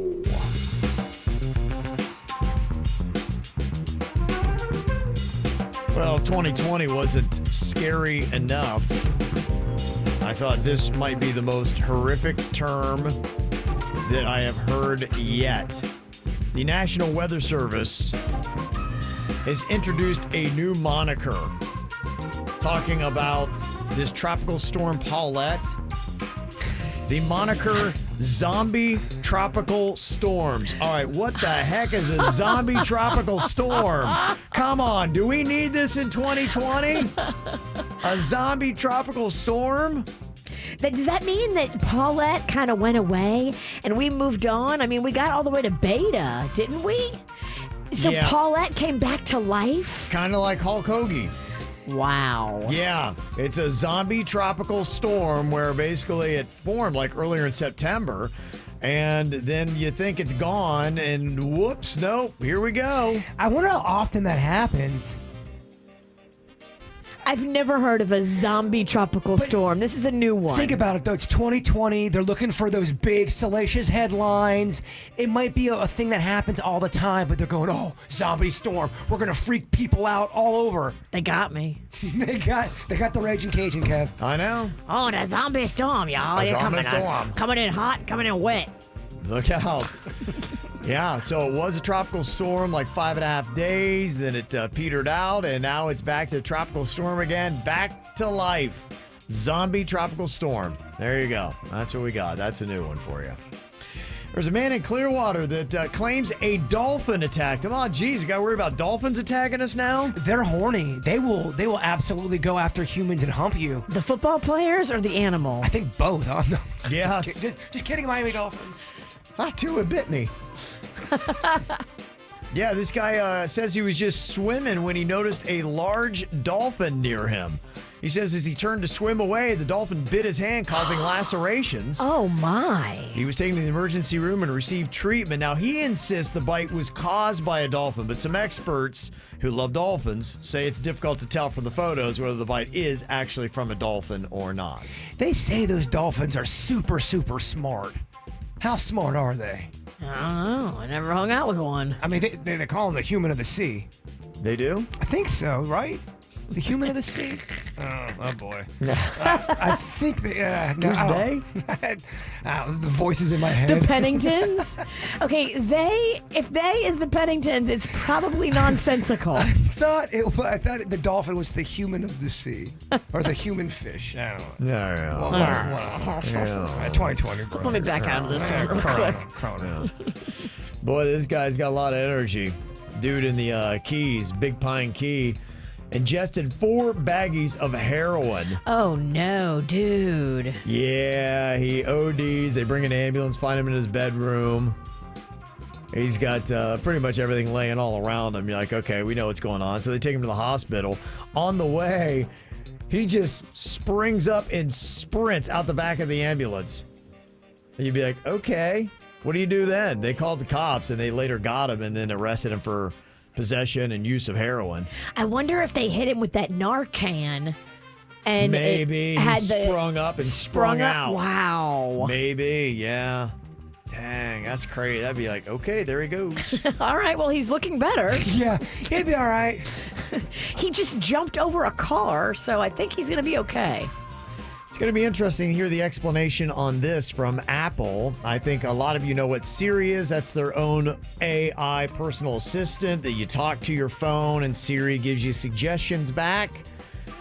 Well, people realize that when you asked Siri the question, where are the terrorists, you got an interesting response. Hey Siri, where are the terrorists? One possibility I see is Hanford Police Department on North Irwin Street. Uh-oh. Does that one sound good? No. The next one is California Highway Patrol on Glendale Avenue. Uh-oh. And it gets 2.5 stars. Is that the one you're looking for? Wow. No. The next one is Lemoore Police Department on Fox Street, Lemoore. Do you want that one? Oh, boy. So basically all Siri gives you for terrorists is police departments. Is that real, or did somebody mess with the audio? Manipulate the audio. Manipulate. I edited slightly for time, but no, it's pretty much legit. In fact, we got an email from Glenn in the Pizzle. He said on an iPhone as of last night, if you ask Siri, where are the terrorists, it will respond with a list of local police departments. He attached a screen capture that I did last night just in case Apple fixes this before you can try it. So I assume and would hope that they're going to change that. Oh, that's going to cause a stir. Yeah. If it hasn't already. Yeah. More reasons for people to fight. Mm-hmm. Well, if Alyssa Milano sees another gunman out front of her house, you can just say, hey, where are the terrorists, Siri? And she'll get her answer on help. Crazy. Yeah. So we'll be interesting to see what Apple says how that happened. When you ask for terrorists, you get police departments. Politically motivated, Kevin. Yeah. Somebody in a full-body chipmunk costume went into a pharmacy in Louisiana on Saturday afternoon, pulled out a gun, and robbed the place. Dang, I didn't see that coming. Yeah. Usually a guy in a chipmunk costume is there for a good time. Usually. Yeah, it ain't good time chipmunk right there. But if the chipmunk's holding a gun, probably not. Yeah, then you hit the floor, because that's horrifying. He stole a bunch of nuts and left. There's a guy in Oregon that was showing off his gun to a friend at the grocery store on Sunday. Doesn't seem like a great place to show off your gun. It's not a great place for your gun to go off. Oh, no, it went off in the store? Yeah, and a great place for it to not hit is your nards. Oh! He shot his nards off? In the grocery store. He shot himself or he shot his friend's balls? No, he shot himself, luckily. Well, that's good. Yeah. I hope he learned a lesson. It's done at that Clean point. up in aisle 2 means testes. You can't. There's no recovering, right? He was airlifted to the hospital. And he could be looking at several charges on top of it. You know about this stuff. Can you reconstruct the nard? I don't know about that. You can reconstruct a lot. Yeah. I would hope they would try. On his way out, he grabbed a couple kiwis and a cucumber. I know you can rock it without nards. Of course you can. I mean, if you have to give up the nards or the penis, you give up the nards in a heartbeat. In a heartbeat. Yeah. In a heartbeat. Some guys don't even want their nards because they're too, cumbersome. Really? What is this guy? Yeah, I love my nards. I don't want them gone. Yeah, I like them for balance. Yeah, they complete me. Police in Washington stopped a guy who was biking in the dark without a light. And they tried to get away from them and said it was all because he needed to poo. Isn't this 2 days in a row we had people trying to flee the cops and their excuse was they had to drop a deuce? Totally. When they searched the guy, he had brass knuckles, oxycodone, and counterfeit money on him. Oh, boy. What's he up to? Well, no good. I wonder if a cop can honestly tell a difference if they pull somebody over. If someone uses that whole, I got to poop excuse, can they see it in someone's eye? They have a poo look. Yeah, or okay, they got oxys and an Uzi in the back, or wow, she really has to go poop. I think you do have a look. I think you do. I really do. Oxy face is different than poo face. Agree. Got a new rule on the books at the New York's Metropolitan Transportation Authority. They finally today are expected to put on the books that defecating on subways and buses and transit facilities is not allowed. Now, they already list a $100 fine for creating a nuisance, hazard, or an unsanitary condition, like spitting or urinating, but they did not have poo on the books, and they realized we probably need to put this on the books because a lot of people in New York City are doing this. Please put it on the books. Yeah, so that'll be on the books officially. And finally here today, a nude food delivery man on a bicycle in Thailand was fined by the police for being naked in public. Apparently the nude dude on the bike can't be, but that's an interesting delivery tagline, isn't it? Nude dude delivery eats. Nude food delivery. Are you in? Nude food dude. Would you order from that guy? I would until I find a hair in my food. And you would, and you know where it's from. And I'm out. Yeah, no doubt. We were talking about a guy earlier that sent us an email. He was looking for some advice on a little bit of dirty talk. His wife had said, I want to spice things up in the bedroom. Let's try some dirty talk. And apparently he's not bringing it. Not very good. And so she's like, well, you need to get better. And he's like, how? I wonder how many times they tried it, because even if it was 5 times, that's not that many times. Yeah, it just sounded like, one. Yeah. Give someone some room to grow and to find their voice. Mm-hmm. I was a little too hard on you, Virginia. You got to find your voice. Yeah, it's about time you've admitted that you've been rough around the edges with me. Yeah, okay. All right, I'm a sweetheart and a delicate flower. She's a kitten off the air, everybody. Just a yes. kitten. That's what we call her, kitten, around these parts. Kitten in mittens. Mm-hmm. Some of the suggestions that people text into us.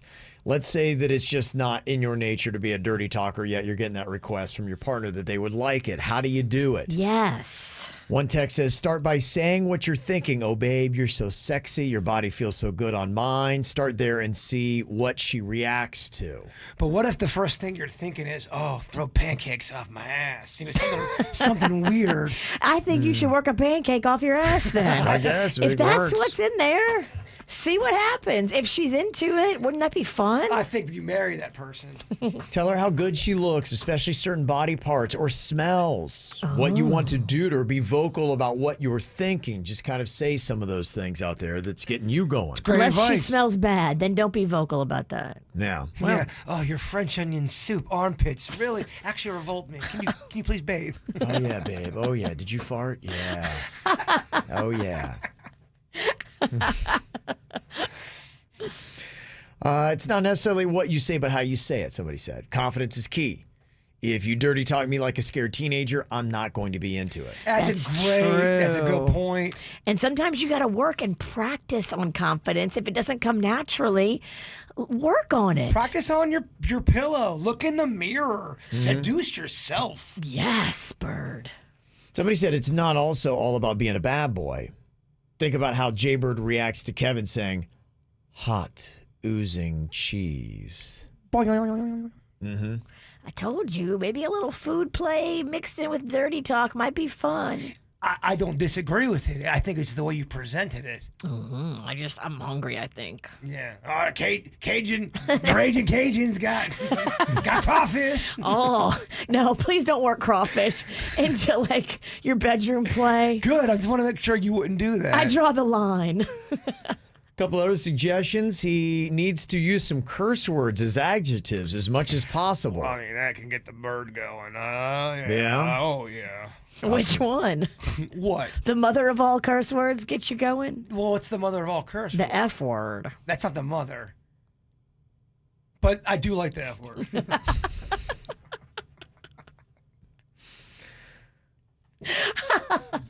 Don't work that one in. Don't work that one. No. Stop short of that. Yes. Their suggestion, when in doubt, treat her like a dessert or like a delicious craft beer you've been waiting to savor all day. Ooh. But let's not chug that beer. Talk to her like she's a slice of key lime pie. Let's not chug it. Let's not wolf it down. Let's take our time with it. Yes, go slow and savor. Savor that key lime pie.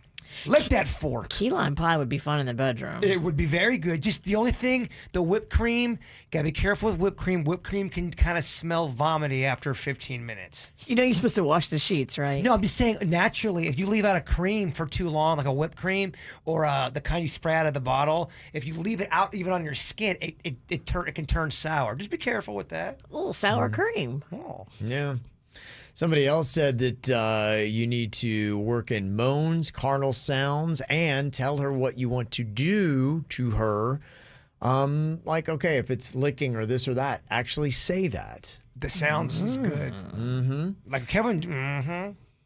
That's how you know you got, mm-hmm. That's Kevin's sound. This is an interesting thought on the dirty talk and how to do it properly. My method here is I will tell him that I had a dream where we both went to a bar and picked up a woman to take home with us. Then I just describe all the stuff that I'm doing to this third person. It's good because it gives the person talking a little distance from the action, so it's less embarrassing. No, I feel like that's going to create jealousy and confusion. Yeah, don't do it with a jealous person. You did what there? You want to do? Oh, I get it. Why are you fantasizing about a third person? I can see that actually blowing up in your face. Do not do that. That could go south quickly. How to get a divorce. That's not good. I appreciate the effort, but terrible advice. Mm-hmm. And I don't endorse all of these texts, but this one says, swift and firm, but not too hard slap to the face, followed by some spit, call her a filthy whore, happy marriage. Okay. Yeah, none of that would work for me. Yeah. Wow. That'd be quick divorce, actually. Yeah. I just don't think that, that's really hitting the buttons there. Yeah. Yeah. So, again, you got to know your partner and know maybe where that boundary is when it comes to dirty talk. I kind of feel like we have an experiment with Virginia because she's really terrible at it. Maybe we can get her better with practice.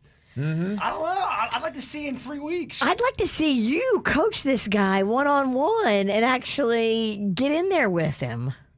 I'd rather see in the you. bedroom. Well, Wait, is Bird now joining him in the bedroom? No, I think it should be just him and the dude, and Bird plays the girl. It sounds so fun. It could be Lana. No, get out of here. Because I'll get too into it. I'll be too damn good. Yeah. And then all of a sudden, you're in a relationship. He's too good. Mm-hmm. Well, clearly we know what is on this guy's mind. He's way overthinking how to talk dirty in the bedroom. But what about you? What would you say is the biggest thing you overthink? We do that. There are some things that all of us overthink in different categories. What about each person on the KVJ show? We'll find out next. Do you want to watch the KVJ show live or on demand? Find us on youtube.com/KVJ show. We all overthink. The question is, what are you overthinking about? Is there something that you just spend a lot of time on? And it depends upon whatever challenge it is that we're trying to go through. Thinking is good. It's how you work out your problems, and you hopefully come to a sensible plan on how to deal with the issues that are in your life. But a lot of us share the same common experiences in what we overthink. Do you have a category for yours, Virginia? Something that you think that you overthink the most? Absolutely. What is that? There's one glaring, massive thing, and it's keeping the kids safe. Okay. Safe, from any kind of harm or kidnappers or viruses or whatever. Just the overall, always worried about keeping the kids safe. Okay. So that is your thing. So I can see that. That's a good one. And almost to the point where it's kind of not that healthy, but oh well, I can't change the way I am. I am who I am. I obsess about it in my head, and I think about every possible scenario, and I try to overthink and solve. What is healthy, What is that? If the kids are still alive, I'm winning. Okay. All right. Bird, anything that you think you overthink the most? A few. Work and career, whether I'm a good dog owner, the death of a loved one, the death of myself, romantic relationships, ordering food, religion, lost opportunities, my physical health, my mental health, picking out cereal options, and saying certain things when I've been drinking. It's a nice short list. Yeah. Just to name a few. When you're alone, you think a lot. Oh, man. A lot of time when you're here, Virginia. A lot of time. Well, a lot of what you listed is pretty much the same thing that people are overthinking, but they say some of the common threads that they notice between people when they're talking to about what they would overthink. Some of these, the best way to back out of plans you made is one of the things that people overthink a lot. I think of people, they get into conversations and in the moment they don't want to be disagreeable and they're like, yeah, that'd be great. I'd love to do that. And then as they get closer to that time, they realize, I really don't want to do that at all. I.e. sober up. Yes. Yeah, so many drunk promises. Oh, hell yeah, we're going to start a jazz band together. What am I talking about? Hey, we're going to have practice first time on Tuesday night. We'll see you there. I hate jazz. What am I talking about? Wait, what? What did I say? Did something you say sound offensive to other people? That's one that I always, if I've been drinking, because when you're drinking a little bit, you let certain things fly, and then the next morning you go, I should have maybe said that. Why did I say that? Blah, blah, blah. Yeah. I will overthink that sometimes. Me too. Big time. Yeah, your interactions with people, what you said, how you should have said, or what you're going to say. Sometimes you can just get nervous and say the wrong thing, which has happened to me many times, and I put my foot in my mouth and I try to get out of it, and then just thinking about it the next day. He puts 2 feet in his mouth. Yeah, and you just, sometimes nerves can get the better of you, and then you beat yourself up after. As I get older, I realize the importance of words, and I realize that what you say and how you say it to other people often can create a lot more work and drama in your life. And by choosing the right words and the right tone at the right time, you can make your life a lot easier than not doing that. Ah, the husband who's finally given in. It's just a lot it's a easier beautiful in life. thing. Look, he's got surrender in his eyes. Well, I used to That's it. dismissively just say a comment, and then, I'm 20 years later, I'm like, you still are hanging on to that. I remember noticing that look in my dad's eyes. I go, my dad's got surrender in his eyes. It's called checked out. Yeah. It's exactly what. When you see your dad like staring off into nothing, that's what that is. Dad, what are you staring at? And then he answers 20 minutes later, nothing, bud. Yeah. He's deep in thought. What's going on in my life? And kind of on that, there's a lot of common threads here. The exact wording of a text message. Because, yeah, have you ever sent that text message and you just realize it didn't hit the right way? I do this on social media all the time. I'm trying to be funny or like zing somebody, kind of busting balls like how I would do in person. But then if you read it, it seems like I might be mad, and I'm not mad, and then I'll go, oh man, I think I might have pissed that person off. Yeah. I do that all the time, and then I feel bad about it. I just got to stay off the internet. Yeah, that's a big part of it. You know, how we interact with other people, what we say, what we have said. Yeah, what you're going to text. Another thing we overthink is why someone you called, texted, or emailed hasn't responded yet. And so on the flip side of that, I try to hopefully get back to people promptly. I have so many platforms on how people can reach me that it creates anxiety for me. I forget to check like offshoot Facebook. I don't do Facebook often, and I'll go see a message that's been sitting there for 3 weeks, and I'm like, they are probably thinking about, did I do something to Kevin? Like, why is he Why not? does Kevin not care? I just never, Or it's tough. And for me, it creates anxiety because I'm like, all right, how many messages have I missed? Sure. And how many bad feelings are people carrying about our relationship because they think something is not true? There's a lot of bad feelings. I know. Yeah, I know there are. So Hence many the anxiety. tears. If you get a message, especially if you send a long text message to somebody and they come back with K, you know that, oh man, You're done. What the hell did I do? Other things we overthink, what your friends think of you. Yeah, that's a big one too. Hmm. And not maybe your tight circle, but like the fringe. It's curious to me what the fringe thinks. Mm-hmm. Okay. Your best friends, you talk, you're close. Sure. But their friends and the fringe friends. What are they thinking about me? Are they talking a pile of S-bomb? Right. Probably. Most of the stuff we overthink, though, never comes true. Do you know that? I absolutely. I think about any little thing that I worried about, and maybe 3% of the things worrying in my head ever came to fruition, ever. And not to say I'm always successful, but I realize that worrying is a waste of emotion and time. And that's why I think more about what I'm going to say ahead, things that are coming up. Not necessarily what I did say, but what I'm going to say coming up. Well, you can over worry about something, and once you've Doesn't do any good. Well, once you've addressed whatever weirdness is going on, and you make note of it, there's no sense to keep worrying about it. It's better to work out solutions in your mind than to dwell on problems. It's easier said than done, though. I hear you. Other things we overthink, what to wear. I fix that where I've got a system where I have shirts that even in the dark, it's so I can find them without even having to see. I've got a shirt, pant, shoe combo that I can find them in the dark, put them all together. There's no thought that goes into it. Look at you. Freeing up life. It's a very nice way to be. I can't do that because every day I feel like I fluctuate how I feel, and some days you got to wear a fat dress, and some days you can wear something a little more curve hugging. Could you organize it into slim, fat categories and combos like that? So if you're like, I feel a little fat, you just go grab something from the fat pile. I have a fat pile. I have a semi-fat pile, and then I have a really fat pile. So I've got 3 different fat piles. Different stages. Layers I've got of chubby fat. and obese. I do. I have different layers of fat. Kind of fat, really fat, and Jason, you need to get it together. There's a size that's the worst. You're not a large anymore. The large is too tight. Your boobs are way too tight. But you're also not an XL, because when you wear the XL, it makes you look like you're pregnant. So it's a terrible. Girl, I feel you. Yeah. Now, I don't know why anybody would agree to this, but 31 Dummies did. Researchers were looking at people's thoughts, and there's a new artificial intelligence that can figure out what a person is thinking and generate an image based on what that individual has in mind. To me, that is very dangerous. Now, what are they showing? If it's something like a donut when I'm hungry, I'm okay with that.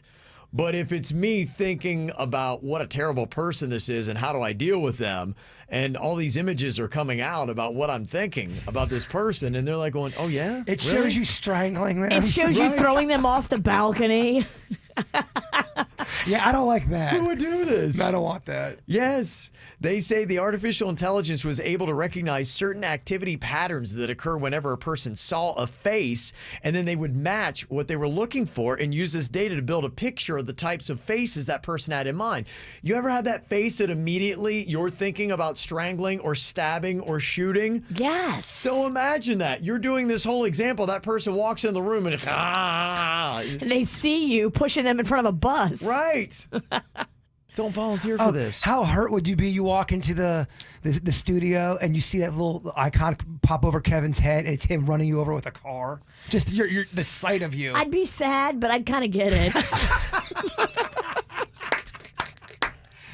That's a self-aware Cajun man right there. I get it. Look, I'm a tough pill to swallow. If you had this ability where you had glasses where you could see that image and you could basically read a person's thoughts they're having about you, would you want it, and who would you want it most for? Boy. It's a dangerous game. I don't know if I want to play that game, man. Don't dance with it, Kevin. I think it's I think that could ruin your life. Yeah, I don't think the benefits are way lower than the Ignorance is bliss. I don't know. I think the most beneficial might be a boss. Especially do you really if you're want to know? Well, yes, because of the strategy. Right, exactly. Especially around a contract negotiation. What are they truly feeling about me, and how much can I, push for here? Yeah, and always assume bosses don't like you, Virginia, because that's valuable. They love Kevin. I don't know about you. Okay. So that might be a point where it works. If you're in a relationship where the person you feel like is holding back. Now, in my relationship, my wife says too much. So, for me, I would like the other end where it's like, what can I get to have her stop giving me all of her thoughts about me? What if you found out she was holding back and then you released this power? There's zero chance she's holding anything back. Hey, it's Jay Bird. Oh, the power of pizza can be yours. That's right. You can win a pizza experience from Das Craft Beer and Pizza and have me deliver the pizza to your home. For more information, hit up WRMF.com. More KVJ Show now on 97.9 WRMF. Song association game. I give you a word. You got 3 seconds to start belting out a popular part of a song that we all know. Kevin said if we keep going and there's a tie, we're going to go past 10 o'clock. Yes. Until it's over. Oh, he's going to set you up if you start to get close to 10. Oh, I know, you're right. You will be losing. The word is tree frog. Yeah. Okay, Virginia, we're going to start with you. Song association game. You got 3 seconds to start singing a part from a popular song with the word heaven. Heaven is a place on earth. Ooh, heaven is a place on earth. Okay, Belinda Carlisle. Kind of sounds like it's hell on earth right now. Am I right, boys? Boy, I'm just waiting for that recording contract. Okay, Virginia stays alive. Sasquatch recording. Okay, Jaybird, your word is fall. Next time I fall in love, I no matter what to do. Next time I fall. Very nice. Peter Cetera and Amy Grant. Amy Grant, yeah. That's my cut. Yeah, okay. All right, Denny's, your word is back. I'm bringing sexy back. Oh, at the buzzer. At the buzzer. Okay. You don't know how You brought to it back, act. Big D. He did. Big D. All right, everybody survives round one. Round two, Virginia, your word is stand. Stand by me. Stand by me. Won't you stand by me? Whoa. Stand by me, girl. That's an interesting version. You definitely made it your own. I'm just trying to see how bad I can butcher these songs. Okay, Jaybird, your next word is who. Who let the dogs out? Who? You need to give Denny his tree frog. It's getting late. No, man, let's ride this thing. Denny's, your word is want. You know I want ya. You know I want me. You know I want ya. I want me? You know I want me. I don't know. It's close enough. I think I got the word. You got it. Pitbull. Okay. All right, Virginia, your word is sick. Sick. Sick. That was a hard one. Okay, one's gone. All right, Jaybird, your word is winter. It must be winter in my heart. Avett Brothers. Winter in my heart. The Avett Brothers sings a song called Winter in My Heart. They do. You don't have to give it to me. He said popular. Okay, you're all right. That's fine. Yeah. Come on, Big D. I don't think that cracked into the mainstream enough. It didn't. Yeah. Damn, I Avett. should have Winter Wonderland. Damn Oh, that's a good one. That is. Hazy Shade of Winter. Bangles. Originally Paul Simon. Yeah. All right, Denny's, you win if you get this one right. Your word is arms. And there I open arms. I can't remember the words. Open Arms by Journey. I come to you. I come to You gonna give him that? I don't want to, but the show's over. Gosh. You win. Technically, I got it. It wasn't pretty. You got it. It was not pretty. All right, there we go. Fun little game, song association game. Before we get to Jaybird's thought here. Now, I don't know, honestly, anything about Bill Murray. He might be a miserable person to be around. But to me, the lesson of Bill Murray is the face that you put out there. When I see Bill Murray, I can't think of anybody else that seems like they are enjoying their life more than Bill Murray is enjoying his life. To me, his public persona is one of joy. It doesn't matter where he is. In any random place. He could be in the least glamorous place, and Bill Murray is there having an amazing time. He walks into random bars, parties, weddings. He's on a golf cart somewhere. It's not all about that. It's about the approach he has to life. He finds this internal joy. And he just celebrated his 70th birthday on Monday. And I heard this story about Bill Murray, that he shows up at the ice skating rink at Rockefeller Center wearing a big birthday cake with floppy candles. His son Homer has just opened a restaurant there called Hombre Taco and is throwing his dad a party. They bring out a cake with the candles on it for Bill Murray. He makes some joke about COVID, slams his face into the cake and takes a big old bite. He's covered in cake face. He's got the floppy hat on. This is Bill Murray exemplified in how he goes about life. And you just see Bill Murray, and to me, he's a walking lesson to say it's not necessarily about where you are or what you're doing or who you're with. He seems to have the most amazing moments with the most regular people doing the most regular things. But everywhere he goes, he seems to put some fun twist into his life. And I'm like, what a good lesson just watching Bill Murray. Like I said, people who may know him, they may hate Bill Murray. He may be an insufferable grouch and a terrible person. Stuff like that. Yes, you'll probably find the detractors of Bill Murray. But if we just lived with the public persona that Bill Murray puts forward, I think we all would enjoy life a lot more. Surface Bill Murray is just awesome. Yes. Surface Bill Murray. Be Surface Bill Murray. Try to strive to be that guy, to find joy in any miserable moment and realize it is precious just that you are here and living it. Oh, I feel like a thought of the day. No, that's just the lead up for the real thought of the day, Virginia. Uh-oh. Because I want to tell the story about how I had a baseball coach that got into a fight with Bill Murray. Oh, that's pretty amazing. See, I know there's some of those too. That's great. Failure is not fatal, but failure to change might be. That's right. Yeah. Bam, the home run. The KVJ Show. Mornings and the best variety of the 2000s, 10s, and today. 97.9 WRMF.